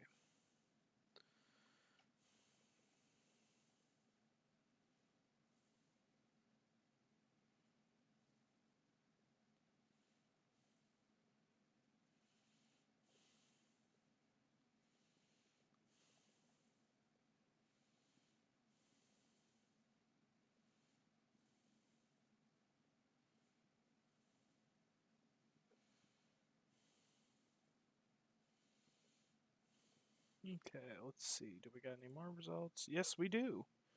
So we have 3,085 votes. So he is still hanging on to 85% of the vote. And he's actually, so far, still hanging on more than Damian Couric. So, and Bonnie Critchley has 250 votes. And the Liberals have 127, the NDP have 64, the United Party of Canada has 44, and the PPC has 13. And let's see where we are at. So we are at 12 of the 286. So, let's see, do we get another refresh? So Pierre Poilievre is still hanging on to 85% of the vote. Let's hope that we can get it even further up. Like, let's get it back to the 90%. I don't know. I just hope we stay within the 80%. Like I say, I don't think it really matters on the effect of the leadership. It's going to be policy and everything and how he's performing in the fall, but regardless, we're sending Pierre, Battle River Crowfoot sending Pierre Poilievre back to Parliament to take on Mark Carney. With this much votes already ahead, and without Bonnie Critchley even gaining 1,000 yet, not even 500, this just proves Pierre Poilievre's already basically won it. And I was saying that, but I just like to look at the results, just in case, doesn't hurt to still look at the results, even if it's a winner. So I'll just highlight that. So Battle River Crowfoot has chosen to send Pierre Poilievre basically back to Ottawa.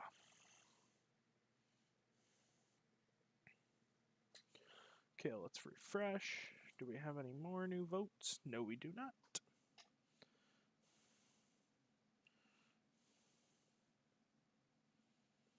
People are already even calling it right now. Pierre Polyev has won.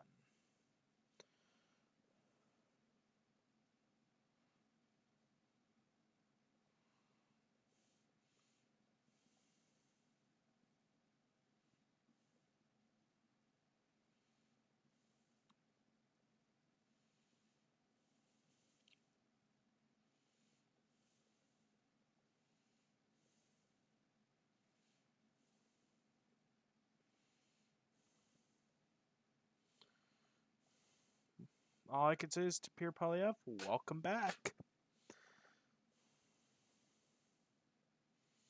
Okay, let's do a refresh. Still nothing coming in.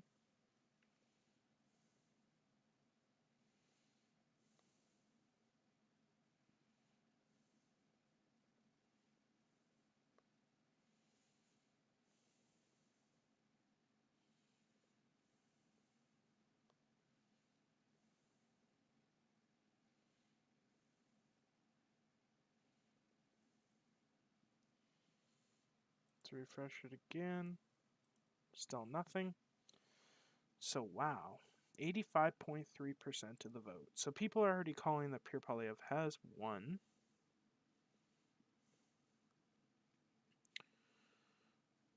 I would say basically it's a winner already. So Pierre Polyev will be coming back to the House of Commons in the fall. There's no way Bonnie can catch up at that point. You're like way over, like I think about like 2,500 votes of a gap. There's no way you're coming back from that. And it just keeps growing like fast.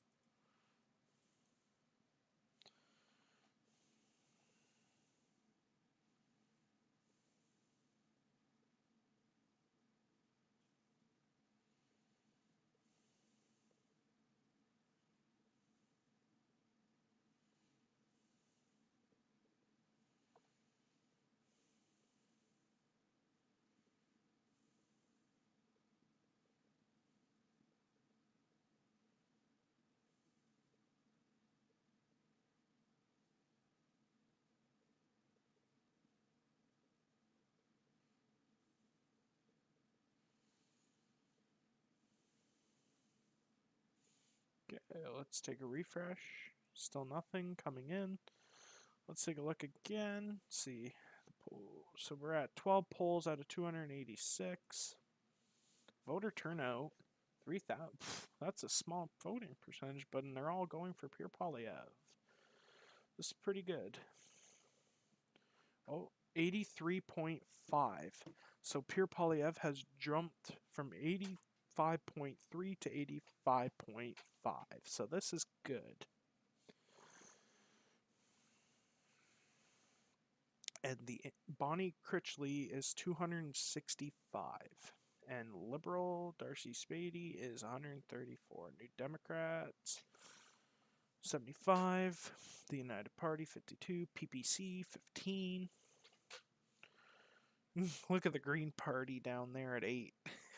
Look at all these independents. Like I say, you wasted your time on your protest. It didn't work. We're at 4,004 votes total. 15 polls out of 286. So see, like, your protest didn't work. It's not working. Like, that was such a waste of time. So, yeah. Looks like Pierre Polyev is taking a... Actually, he's now over 3,000 votes. So, basically, I'd call it. It's basically called. That's how quick I knew this election was going to be.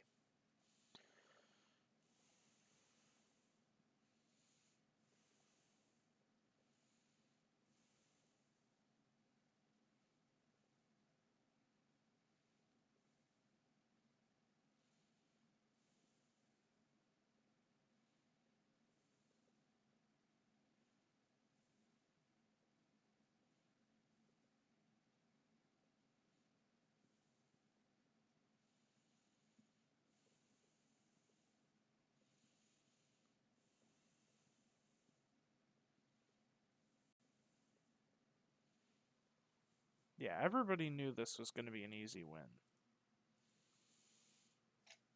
If Pure Polyev can push to 90%, like, this is good for Pure right now. Like, 85.5%. This is higher than Damian Keurig. Actually, let me pull up what Damian Keurig got on 338.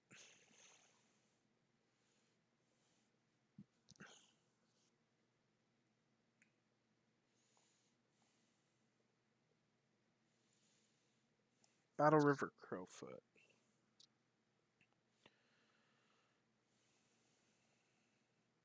He got 82.8%. So he's currently a couple points above Damien. A couple. So it's not much, but it's showing. It's good for Pierre. If his number's higher. Not that I'm saying, it's not like competition. Damien, I thank you again for doing this. You did the right thing. He would have qualified for his pension this October. And he sacrificed it to bring Pierre Polyev back to Parliament. That's a true hero. Damien, you have my respect. And thank you for making that sacrifice. You're a true legend. Oh, so here we go. So 85.5, the vote percent, the percent is still the same, but Pierre Polyev is gaining some. I think he gained a little bit more votes there. So let's take a look down here. So we're at 17 out of 286, 5.94% of the polls reporting.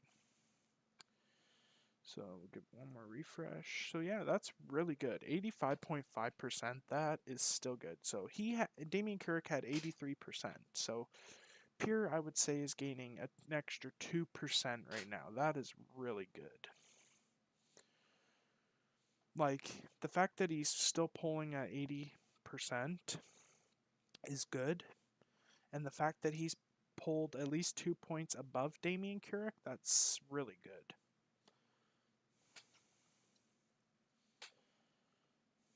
Yeah, 82.8%. So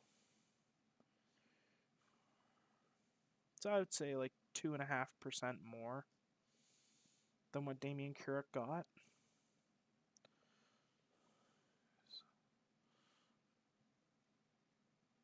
Okay, let's see. Refresh. So there's still nothing coming out more.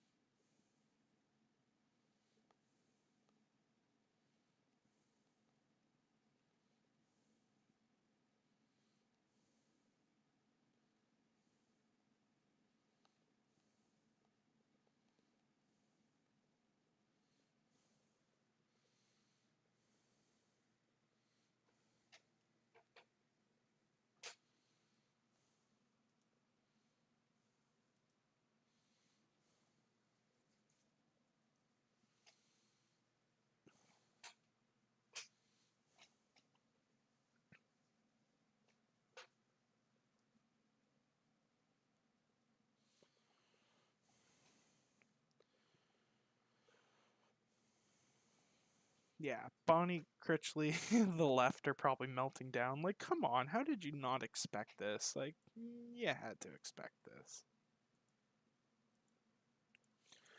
So, numbers still have not changed. We're still at 85.5% of the vote.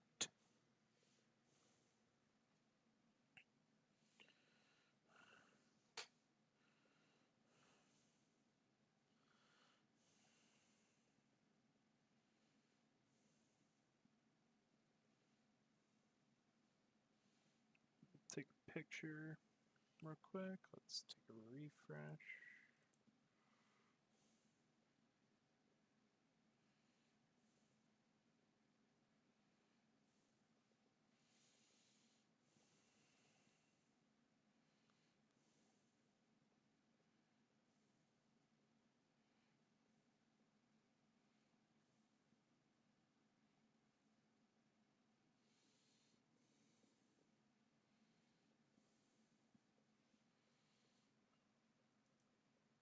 All right, so 85.7 now, guys.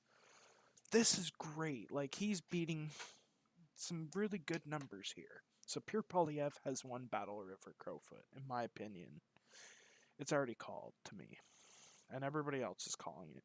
So look at all these independents that didn't get the vote. Like, your protest didn't work. Like, you know what? Thank you, Elections Canada, for finally doing the right thing in it. And if this happens, this Elections Canada needs to learn from this as well as Pure Polyev, as he's working on getting rid of this. You know, if this is going to keep happening, just have it writing in manually. Like, do the right ballot, like put the person's name and last name, not the political party. Do it that way. Then you can stop these idiots for their stupid protest that doesn't prove nothing. So Pure Polyev's 85.7. That is really good. 3,740. Let's see what we're reporting at. 20 out of 286. So 266 to go.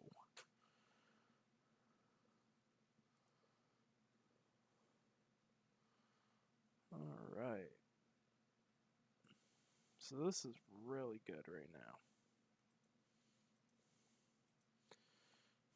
So yeah, I think Pierre's numbers 338 was wrong.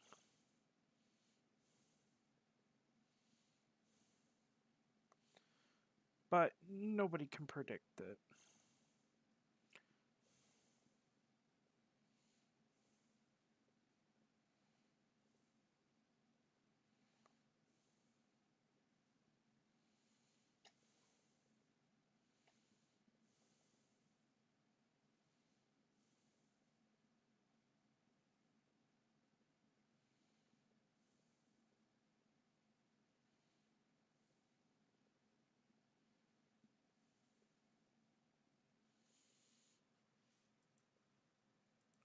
Okay, so yeah, Critchley's it's over. She still hasn't even gotten 500 votes yet. That's it. Pure one.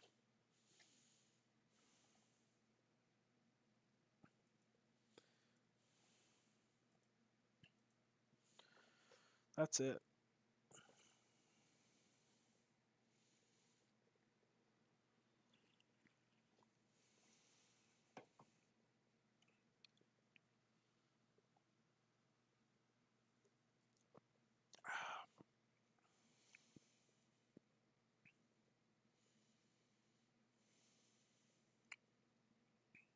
Okay, so let's refresh again. Still no results yet, but it's exciting to see.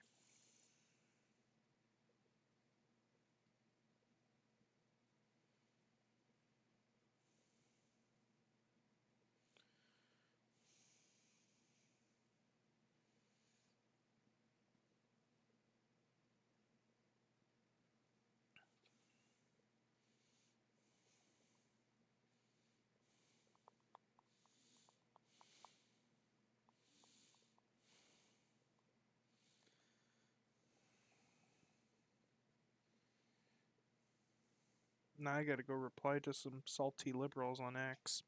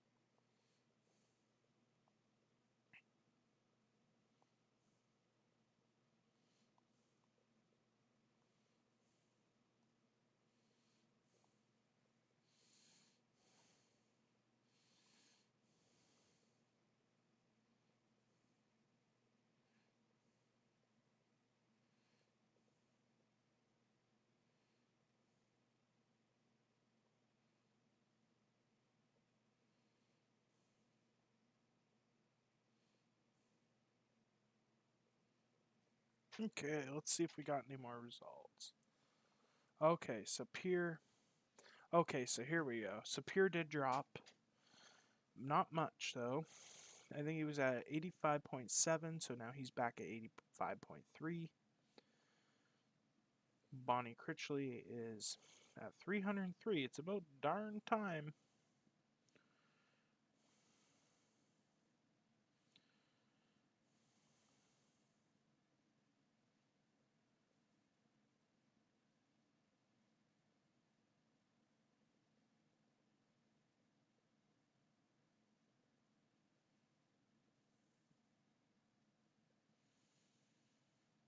Okay. So let's take another refresh. So, regardless, Pure Polyev won it. What are we at? We're at 23 out of 286 polls reporting. Look at how many MP, or not MP, candidates and the independents either only have one vote or they have like nothing.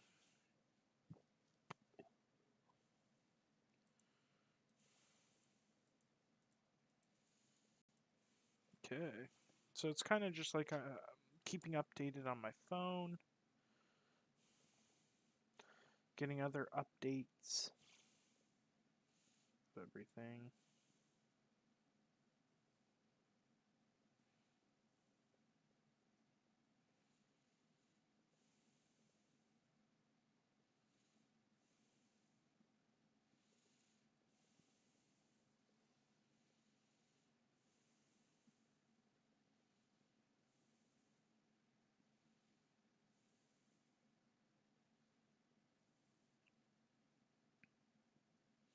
Let's go. Pierce back in Parliament. Let's go.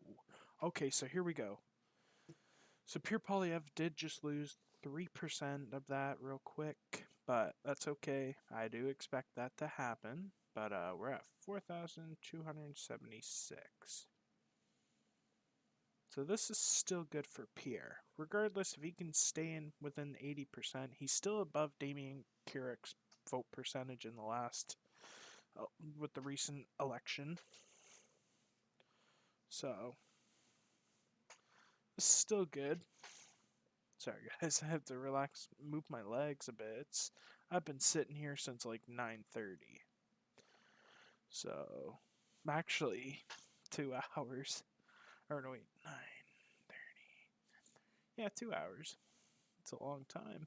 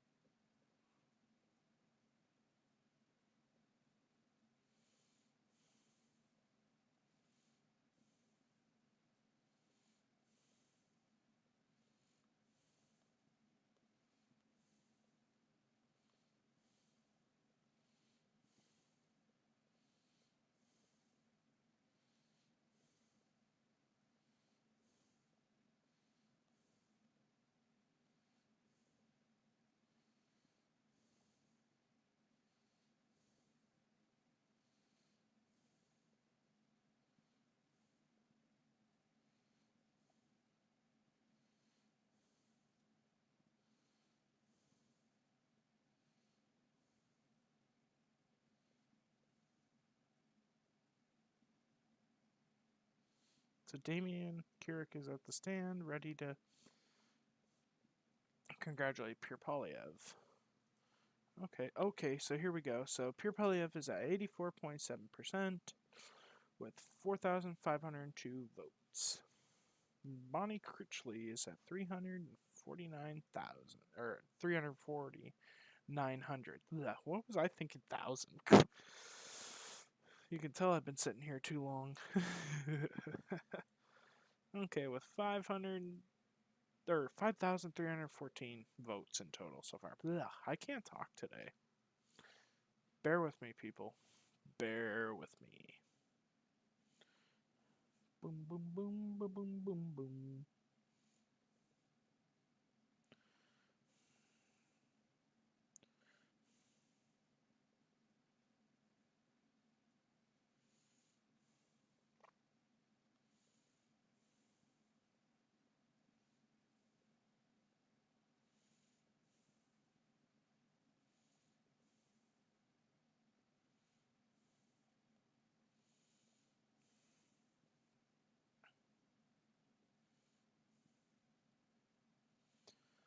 Okay, so here we go. So we're at 84.3. I forget what he was just at. So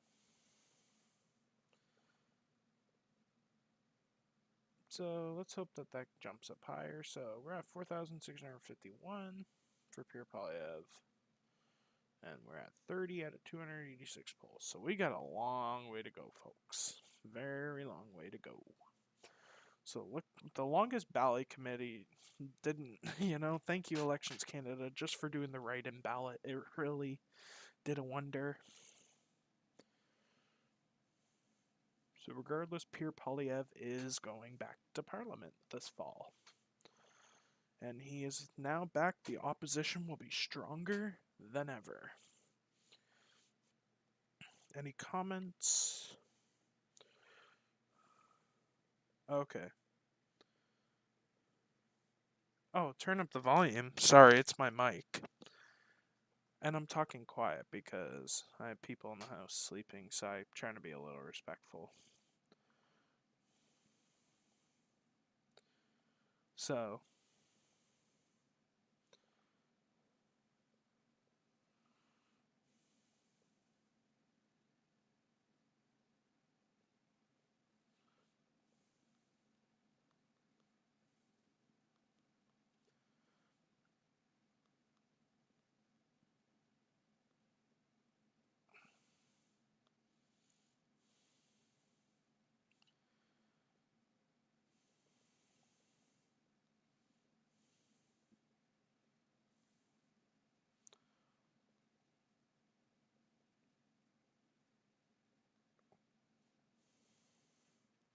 okay, so yeah, it's most likely my mic, and also I'm talking a little bit quieter because it's later at night.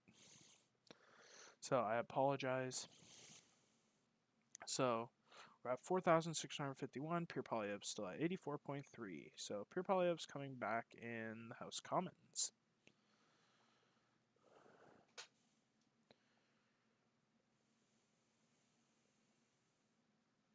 But Pierre is also going to face a leadership review. Like I say, I don't think it's going to, his performance this fall is going to determine that, but I think it's also what the party's going to review its flaws and where it needs to improve.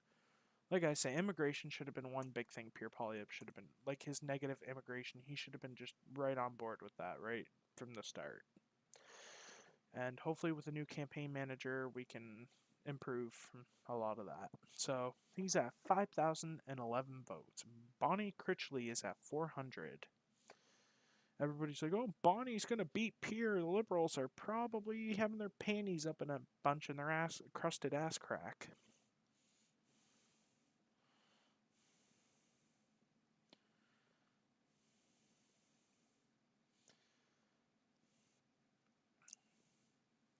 Oh, Leo's in the chat, everybody. He's in as Mouth of the South backup. So everybody that wants to say hi to Leo that's in here. My mic seems low. That's weird. I'll have to take a look at that later on. Cuz when I was doing tests earlier, it sounded fine. I'll look into that more, but I'm also speaking quieter, so it probably doesn't help. But I'll take a look into that. Here, let me try to clean it off real quick a little bit. Tell me if that sounds better. Tell me if that sounds better. It should sound a lot better. It's literally like right up to my face. So, let me know if that sounds better. Okay, so it just refreshed. Pierre Poilievre still at 5,011 votes, 84.3% of the vote.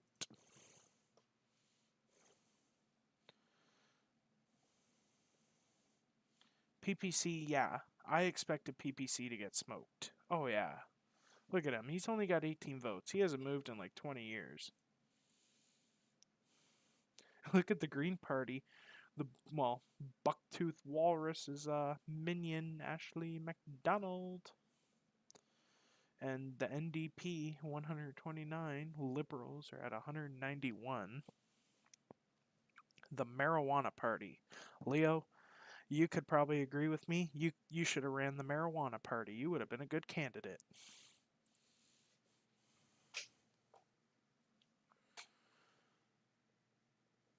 Oh, commercials. Yeah, Leo, you should have honestly run the marijuana party. That would have been, you would have been the best candidate.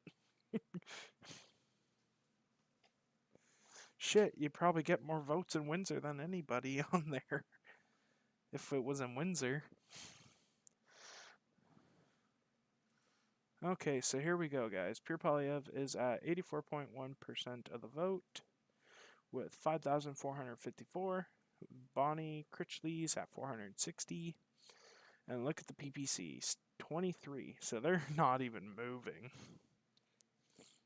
They are not even moving. So I'm looking at X right now, just kind of keeping up with everybody on there, see how it's going. Oh, so Pierre Polyev has taken the stage at winning the Battle River Crowfoot by-election. So Pierre Polyev's already on the stage.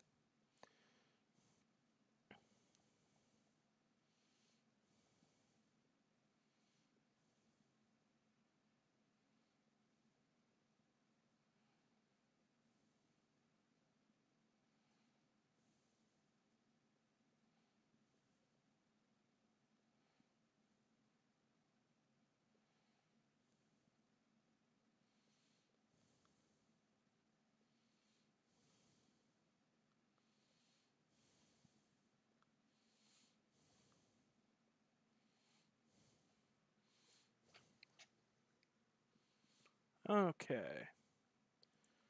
So still 5,454, 84.1% of the vote. That is still very good.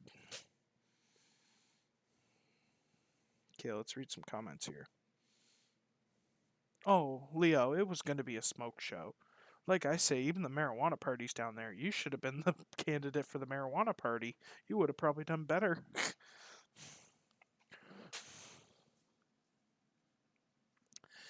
The PPC, the NDP, the Liberals, even Bonnie Critchley, she's doing terrible.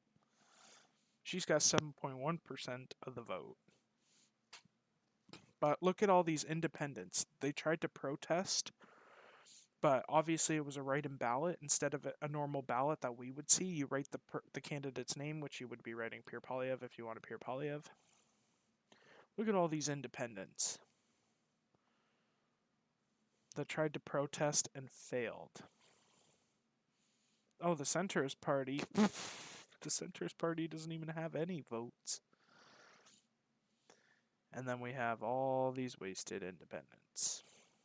You know, if you want to run as an independent, go for it, but you can't have the same agent registered. That's wrong. You know, you want to do it fairly as an independent, you can get those 200 something individual agents, go for it. But I think Pierre Polyev, once back into Parliament, he's going to really look into this and try to defeat this so it doesn't happen anymore. So we're okay. So Pierre Polyev's at 84.2% of the vote. That is still really good. He's maintaining 84, or at least within 80%. He was at 90 at the beginning, but obviously as polls come out, results change.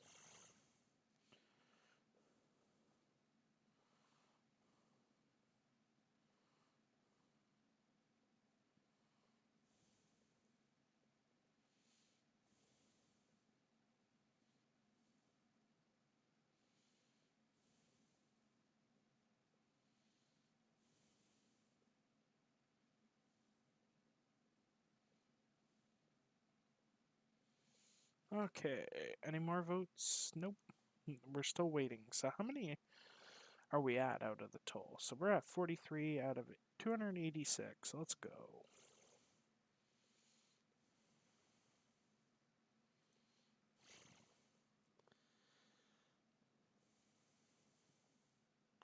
Okay, so you can fairly think so.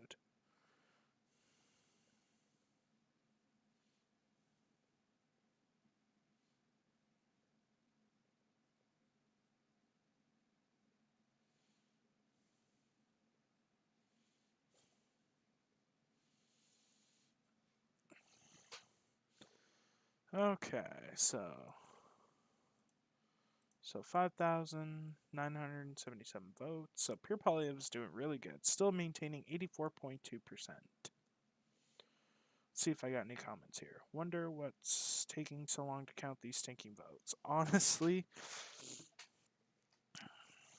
well, you got to think though. It closed 8:30 Mountain Time. So that was 10:30 for us. It's been an hour. So I mean, really I want to see the final, results, but regardless it's a victory. Pure Polyev's already I think made his speech.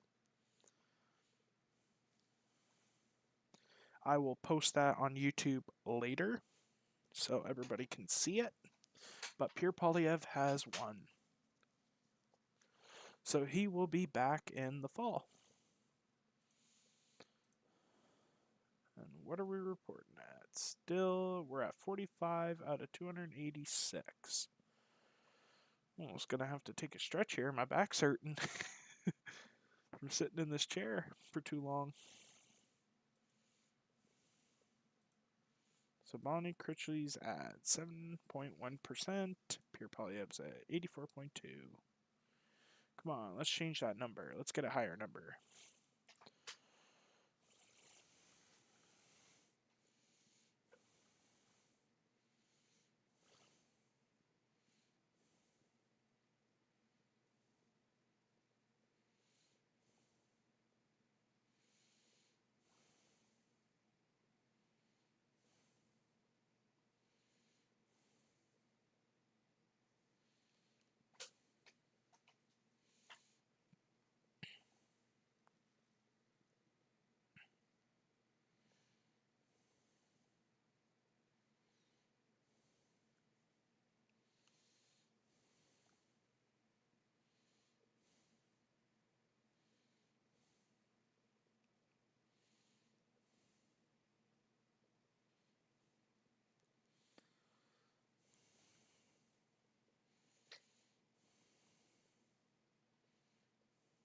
Okay.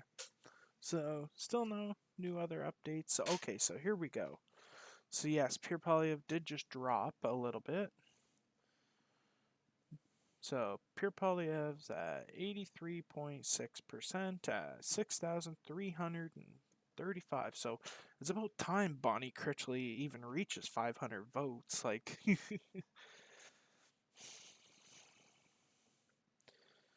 and where are we at? We're at 50 votes out of, 50 polls reporting out of 286.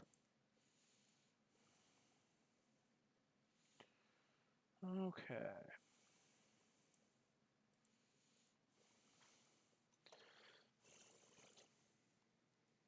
So now he's only down by like 0.2% from Damian Keurig.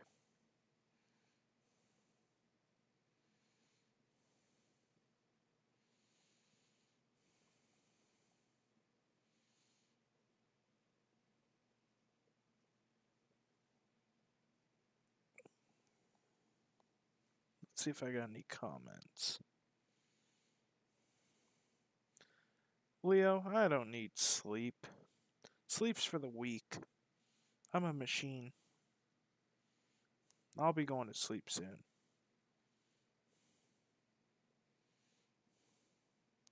Sleep's for the fucking weak. It's like what you used to tell me. You get plenty of sleep when you're dead.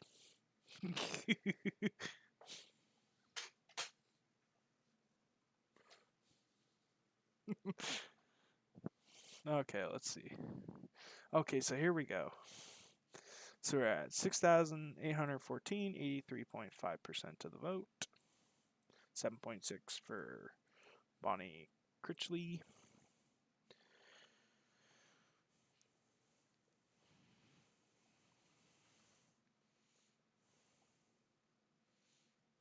Ooh, I'm cold in here. I got the AC going in my room. It's freezing in here.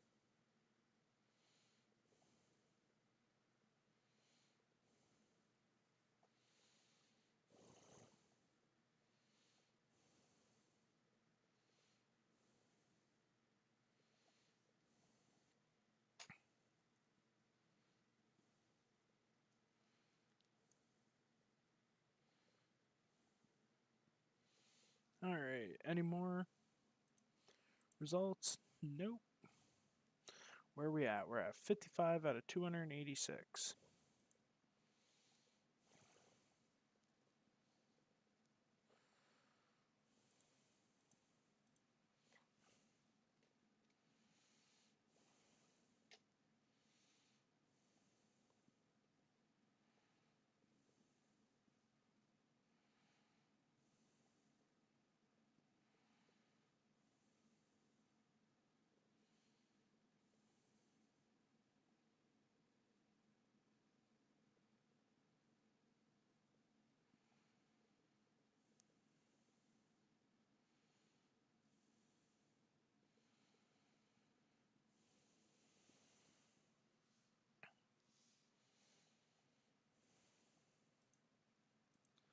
Okay, so we're still not getting any more updates from the polls yet.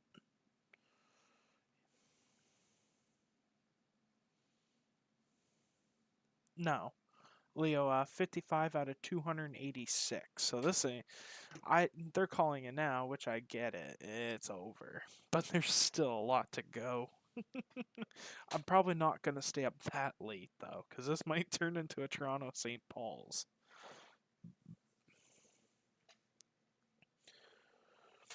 Maybe like midnight, 1 o'clock. Well, no, maybe like 1-ish. I'll probably... Regardless, we know who the winner is. And I want to get some of the video up there. But, wow, so 7,182 votes. 83.5% of the vote Pure is still holding. And where are we at? We are at 60 out of 286 polls. So we're almost at the dead 200. It's probably easier to count them because it just says Pure Polyev, and it's so much easier to get these ballots done quicker. So you know what? Good on Elections Canada for doing the right thing, and you're relieving the stress of the people and the scrutineers.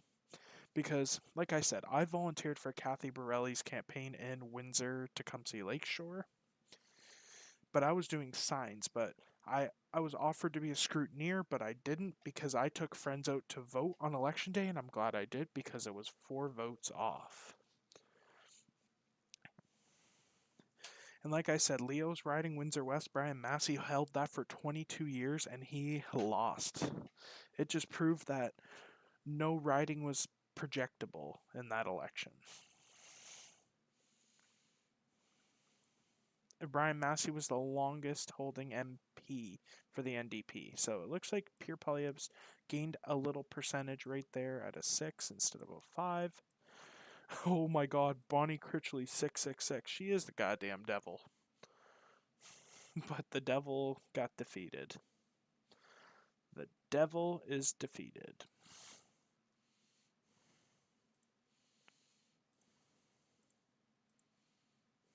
And how many polls are we reporting at? 60. We're still at 60, it says on here.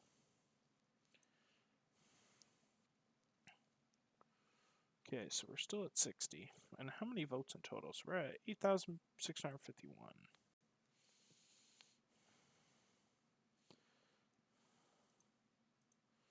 So it's looking good for Pierre.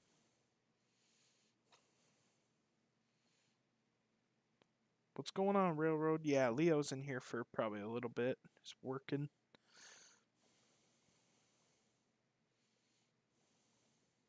He's working.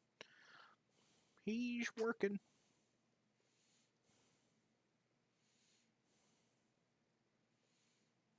Better leave that machine nice for me, Leo. I'm just kidding. I'm playing with you.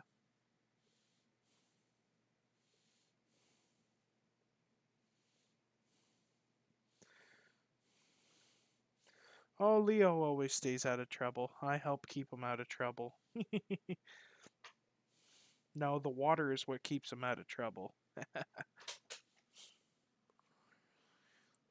Okay, so now we're at... Okay, so here we go. We got a little bump for Pierre Polyev. So we're at 7,576. So Pierre Polyev jumped up another percent. He's almost back to 84. So I think Pierre Polyev's going to sit comfortably between 683 to 685.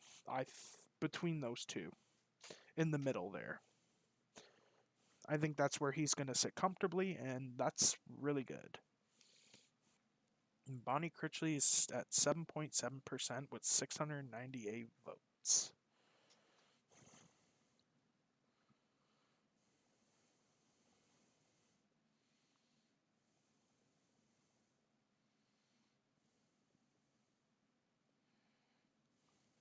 Okay, so we're at 11:52 p.m. Eastern. Okay, so here we go. So now we're at 7,728, and Bonnie Critchley's at 713. So basically, Pierre Poilievre's in the lead by 7,000 votes. This is, it's over. It's already over.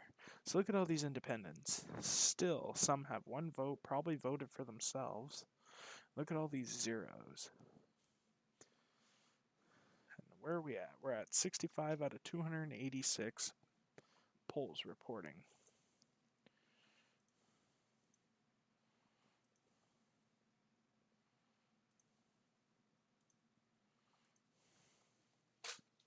So Pierre Poilievre is back in the House of Commons.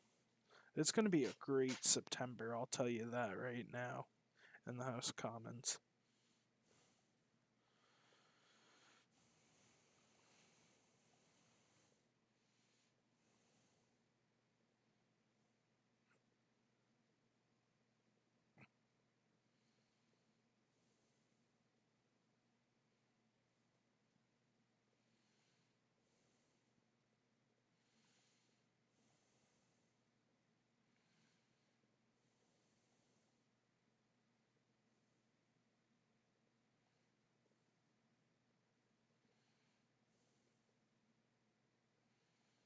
PPC's at 34. That's pretty bad. Bernier better pack up. PPC's over.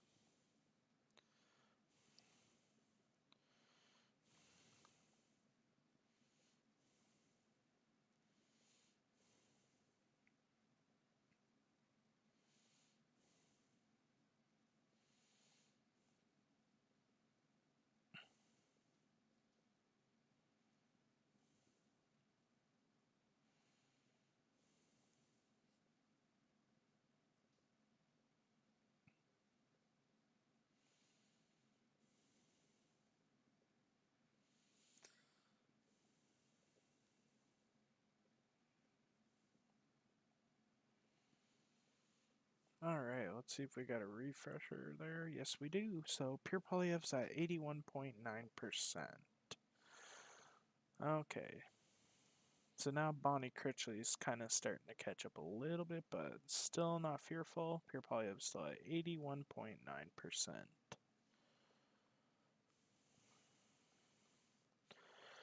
PPC is at 40%. Wow, that's a shock.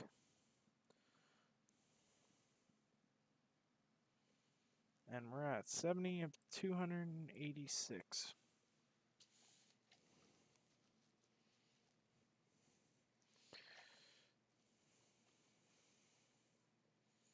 Regardless of whenever I do end the stream, I will come back and make a video afterwards, probably tomorrow, or, well, later on today, technically.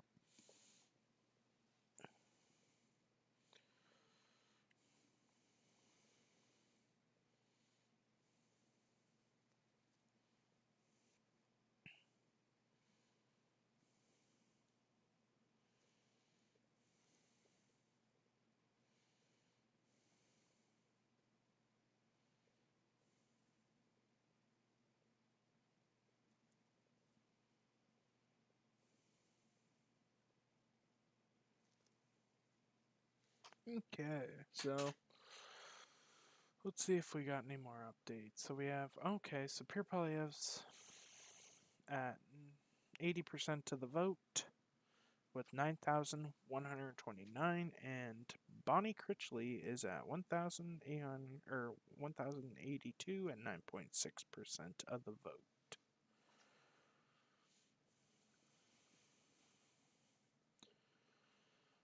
I'll probably keep this going till at least 12:30 because eventually I do gotta relax for the night.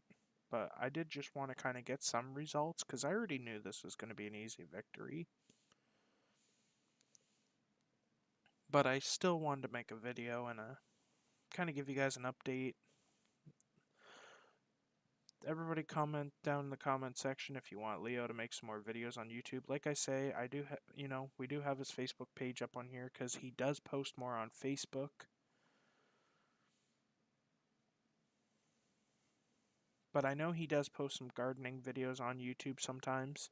But come on, Leo. Let's bring a comeback to YouTube. We're going to dominate it. We're going to dominate it.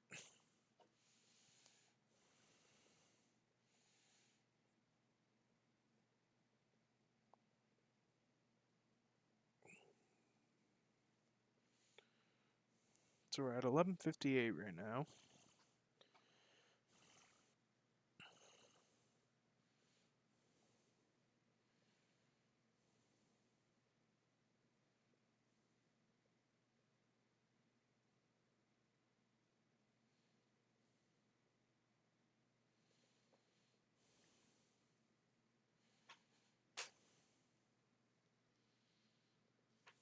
Any updates yet? Yep.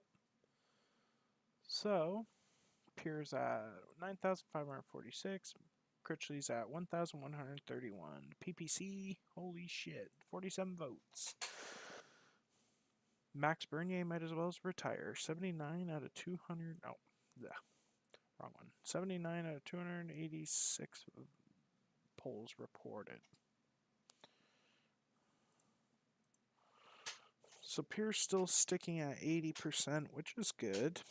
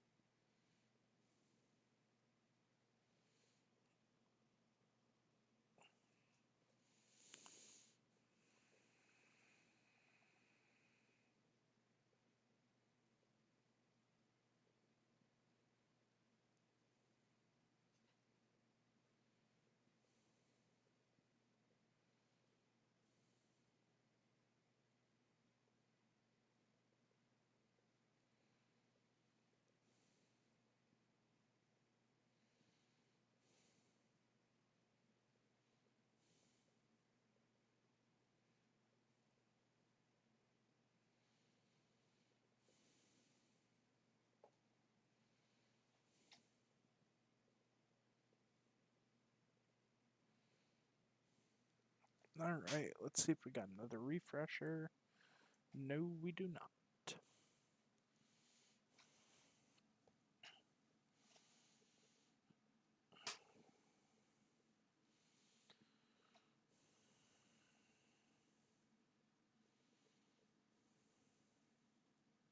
Let's see, do we have any more comments?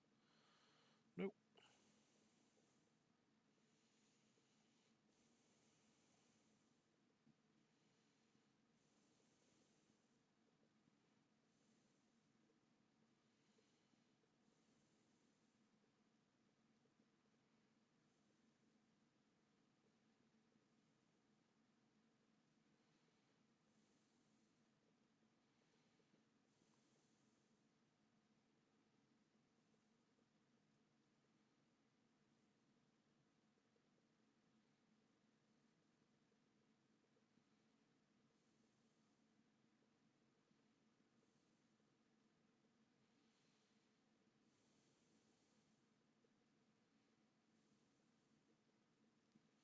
Alright, let's see if we got another update. We do.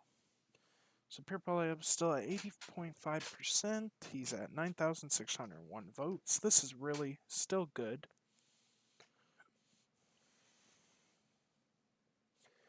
How far are we? 80 out of 286 polls. So we're at 206 polls left. But obviously I'm not going to make it that far. 12:30 I'm going to probably call it quits for the night and maybe come back later on today and make a video of everything. But we'll still keep kind of waiting till 12:30, then I'll call it quits. Yeah, I know my webcam's crap, guys, but I know it's I don't really use a webcam very often, so I kind of have a crappy one. I'm thinking I'm gonna invest into a 1080p. This is a 720p, so at least it has a picture. You get to see my ugly face, but that's okay. Oh, so Pierre's at 79.8% now with 10,407 votes. At 84 out of 286 polls reporting.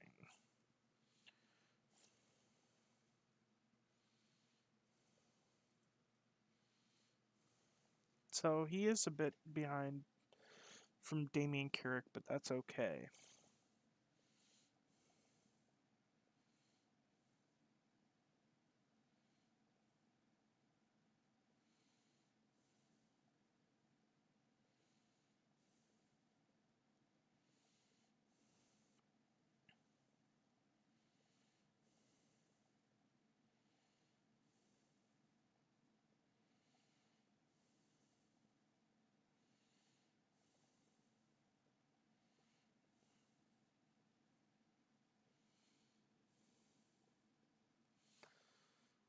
Any more votes?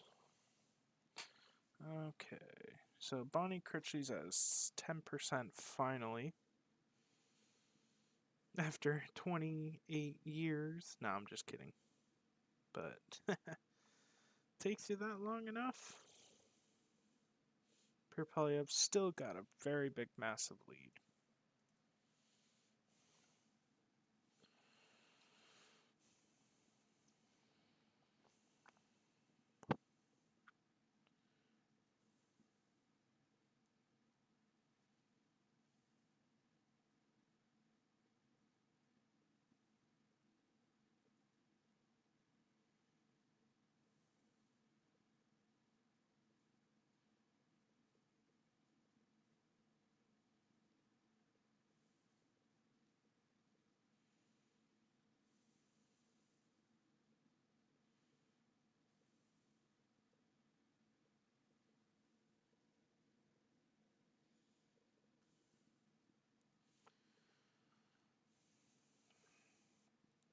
Let's see, do we got any more comments that I can read? Pleb? I honestly don't even know.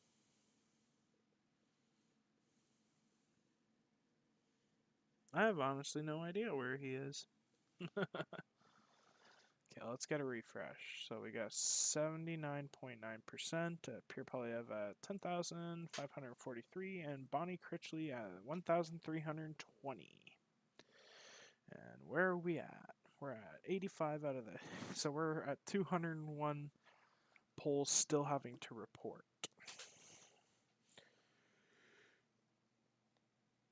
Ugh.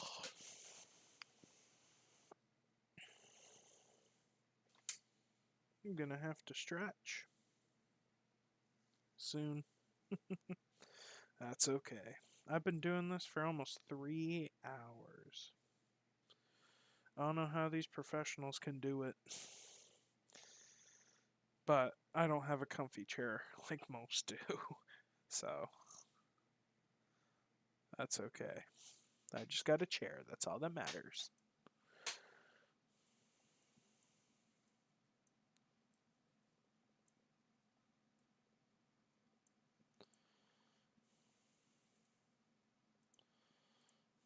Okay, here we go. Pierre Poilievre's back at 80%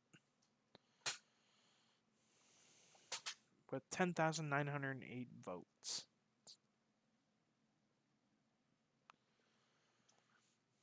He's only a couple points behind Damien Carrick was in the federal election.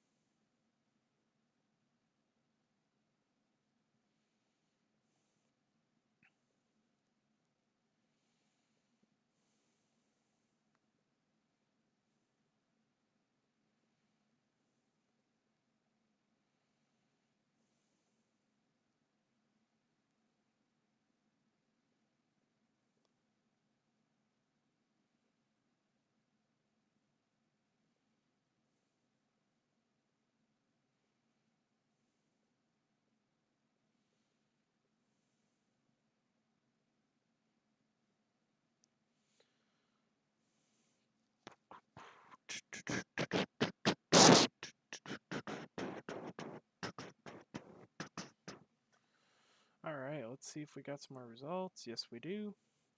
Pure Polyev still holding off at 80% with 11,014 votes. Bonnie Critchley at 1,352. Let's see our PPC. The PPC is at 49 votes. The NDP 310. The Liberals at 592.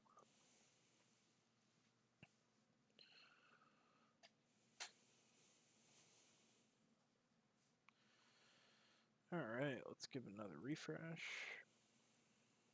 So 80, Pierce still at 80%. He was up, then he jumped down to 79. He's stuck at 80.0.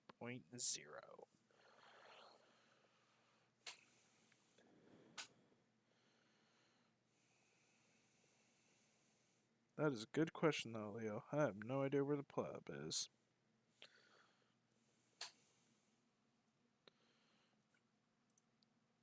Okay, so voting percentage is still the same.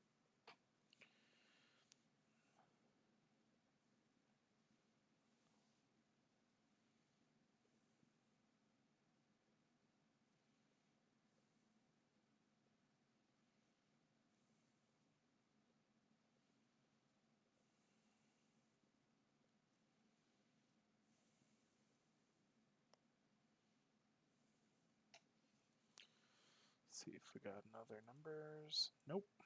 Still waiting. 11,341.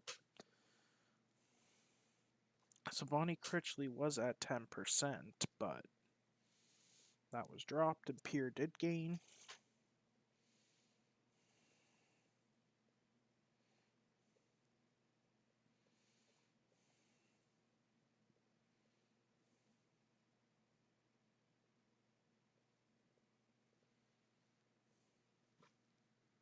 Okay, let's give it another refresh.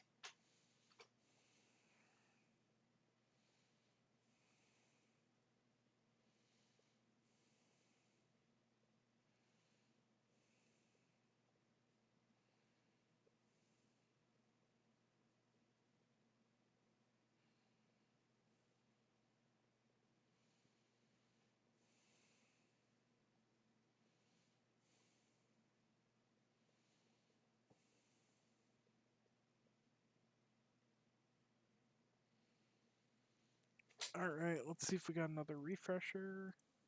Yes, we do. So 11,410. 1,395. Let's see how many polls are reporting. So 95. So this is going to eventually start to go quicker, it looks like. So Pure Poly's still hanging on to 80% of the vote.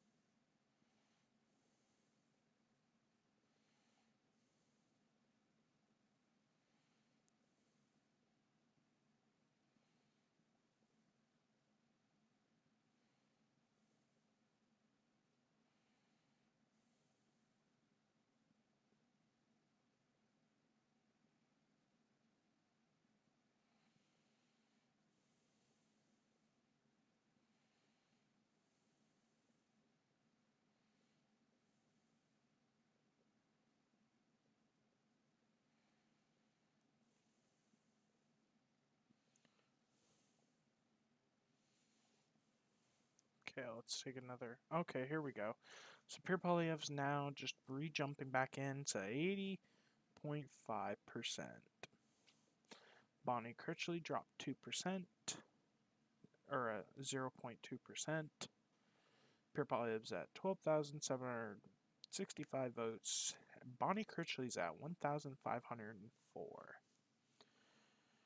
Sorry if I sound a little quiet. It's because I'm getting a little tired. Yeah, it's getting almost done. I got about like 17 more minutes. So I'm gonna probably close it off.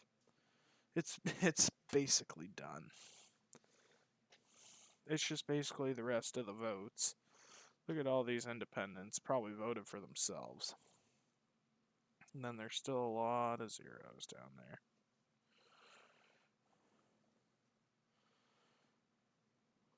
And we're at 100 out of 286. So that means we have 186 polls that are reporting.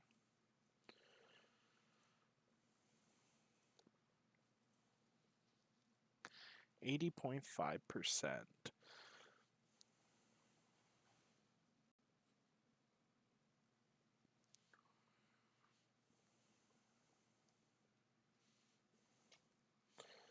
Bonnie Critchley should just go into retirement. She can go.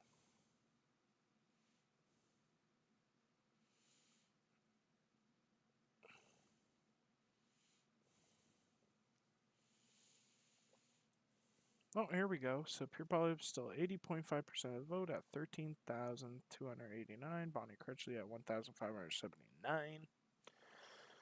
Liberals at 673. The NDP at 347. United Party at 327. PPC at 59. PPC's not even on the books. The Green Party at 42. Man, I'd laugh if the Green Party beat the PPC on this.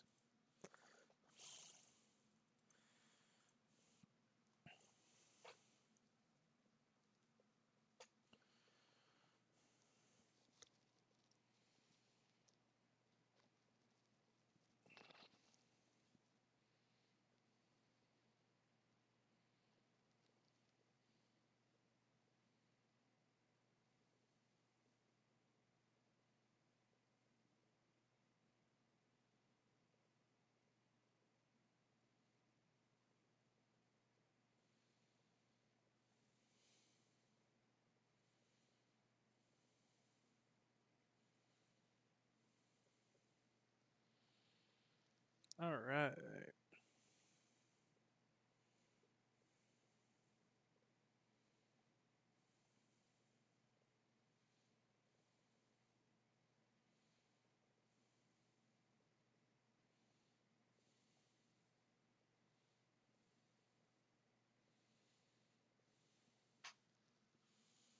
Let's get a refresh in.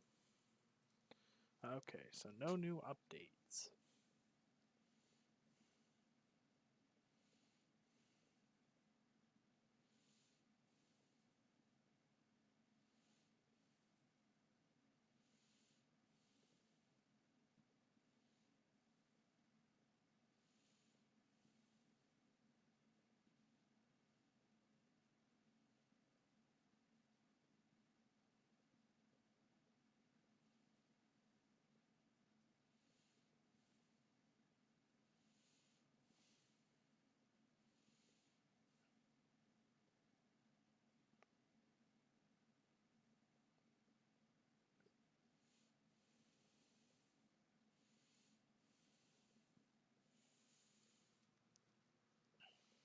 Let's see. Okay, here we go. So 13,740 votes, 80.5%, and 1,628 at 9.5%. With 110 out of 286 polls reporting.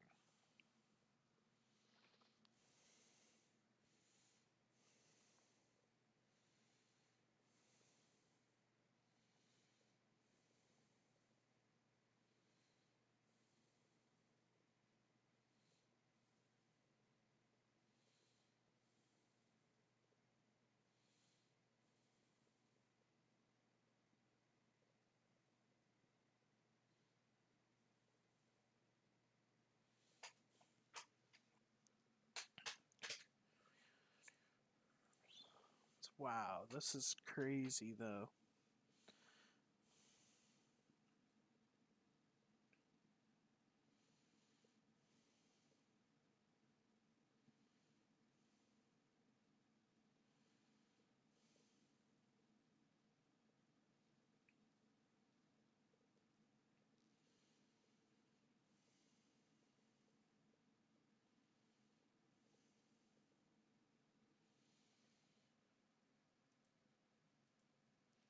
Oh, here we go. So 14,098 votes, and Bonnie Critchley at 1,679 at 9.6% of the vote.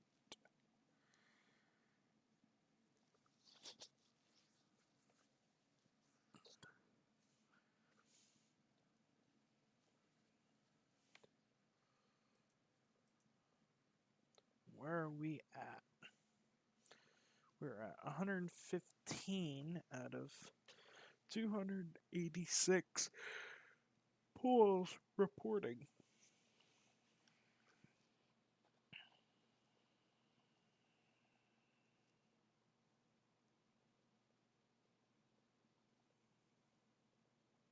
No, I'm still up, and he needs 51.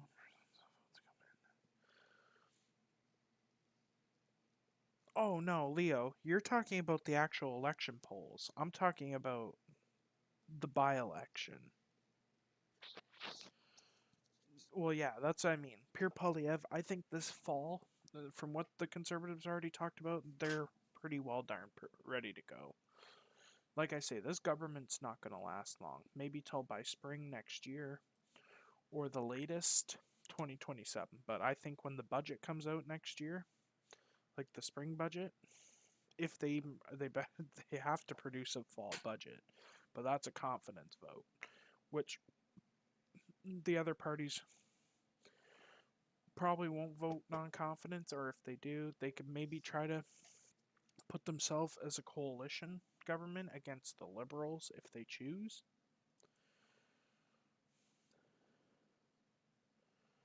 Okay, so here we go. So we're at 80.3% for Pierre Polyev and 14,264 votes. And Bonnie Critchley's at 1,721 votes.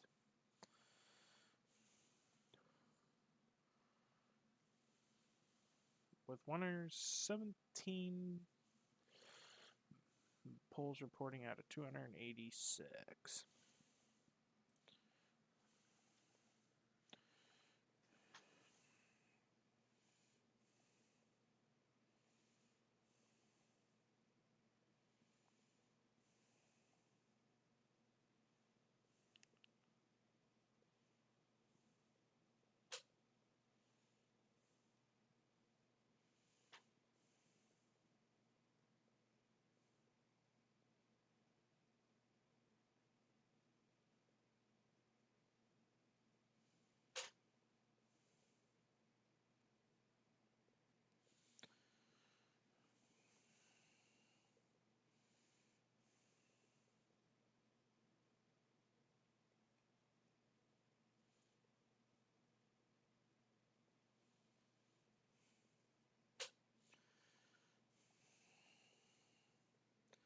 Okay, let's see any refreshers. There we go. So Pierre's back at 80.5% with 14,918 votes, with Bonnie Critchley at 1,767 at 9.5% of the vote.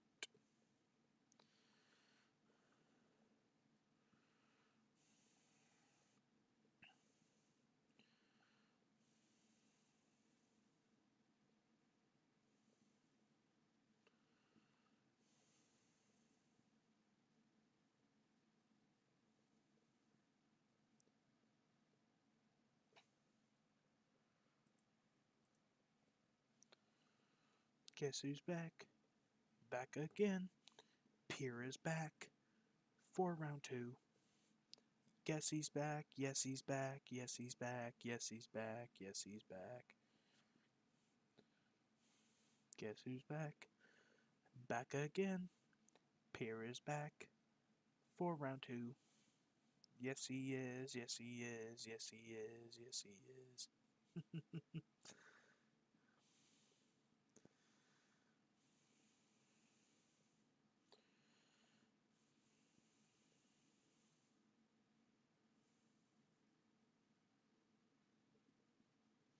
Bonnie Critchley looks like Dale Gribble from King of the Hill. Anybody ever watch King of the Hill? You'll probably laugh and agree. Okay, so here we go. Pierre's at 80.6% of the vote with 15,667 votes, with Bonnie Critchley at 9.5 still percent with 1,852 votes. With 125 polls reporting at a 286. Let's go.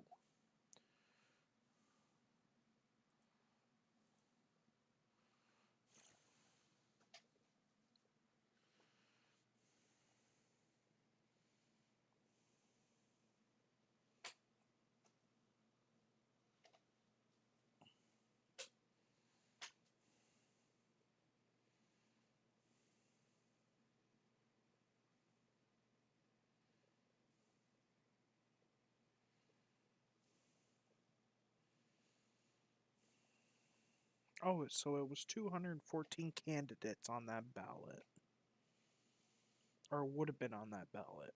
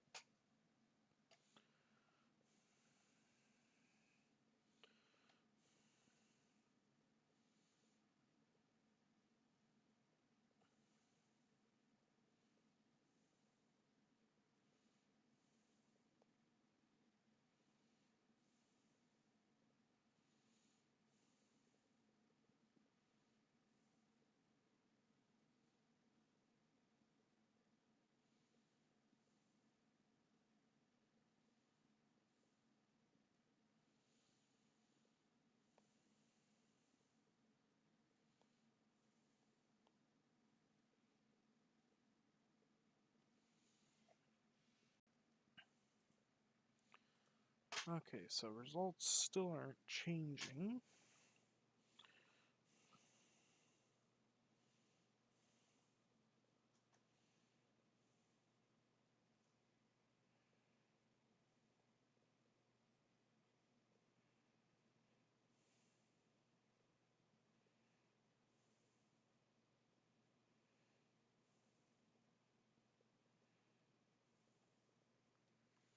Okay, let's see if we got another. Okay, let's hope I can get another update on the polls before I end this soon.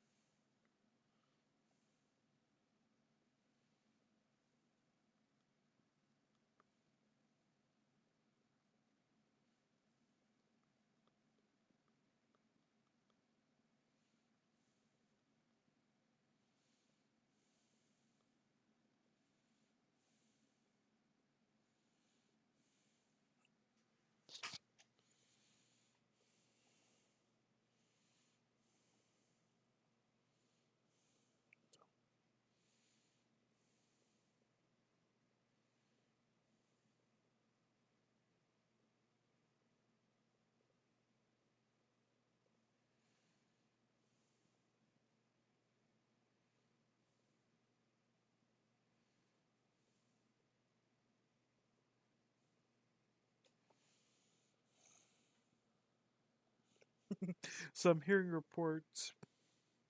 Canadian mainstream media is still on the fence whether to call this election just yet, like who wins.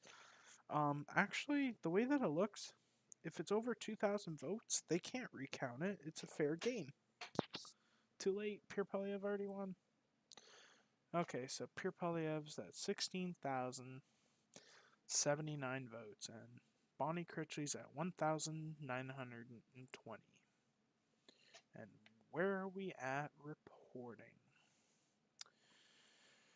Polls reporting 131 out of 286.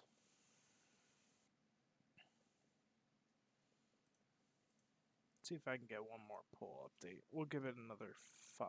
Oh, well, 12:27. We'll give it till 12:35.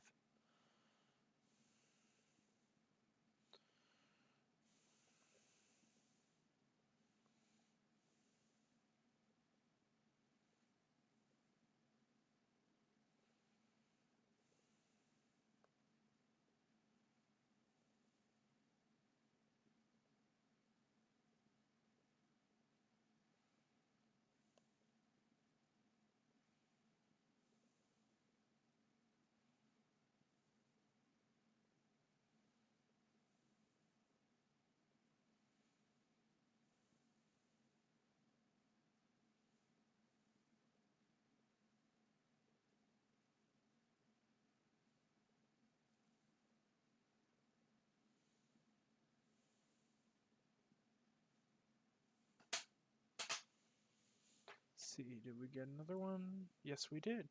So 80.3% of the vote, 16,324, 1,966. So this is a good way to kind of end it off in a minute or two.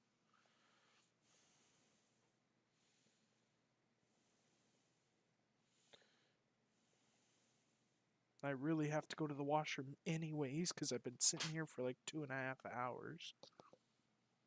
3.5 or 3 hours, sorry. 3 hours.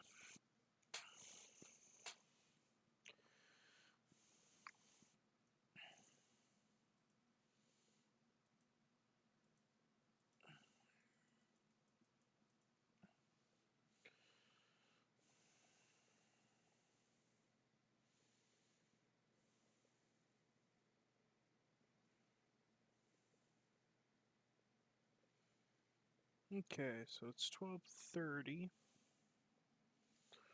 Let's see, can I get another refresher in there? I'll give it another minute. I want to see if I can try to get one more. So we're at 135 polls reporting out of 286. So we're getting pretty darn close to the end. And Pure Polyp's still slightly holding an 80% lead, which is very good. Not beating Damien Curix, but that's okay. Damien Curix was at 83.8. So, I mean, it's still not particularly bad. It's behind 3 points. 3, maybe 3.5. That's not bad. Oh, okay, so 16,670 and Bonnie's at 2,005. 2005. Huh, I was 5 years old in that year. Alrighty, guys. Thank you guys so much for joining the stream tonight. I am going to head out and go to bed. I gotta work in the morning. Leo, keep those machines going. Keep them good. I will see you, well, later in the afternoon, but I will see you guys tomorrow. I will make a video results with the talking of the results and everything. So you guys have a great night, and I will see you guys later.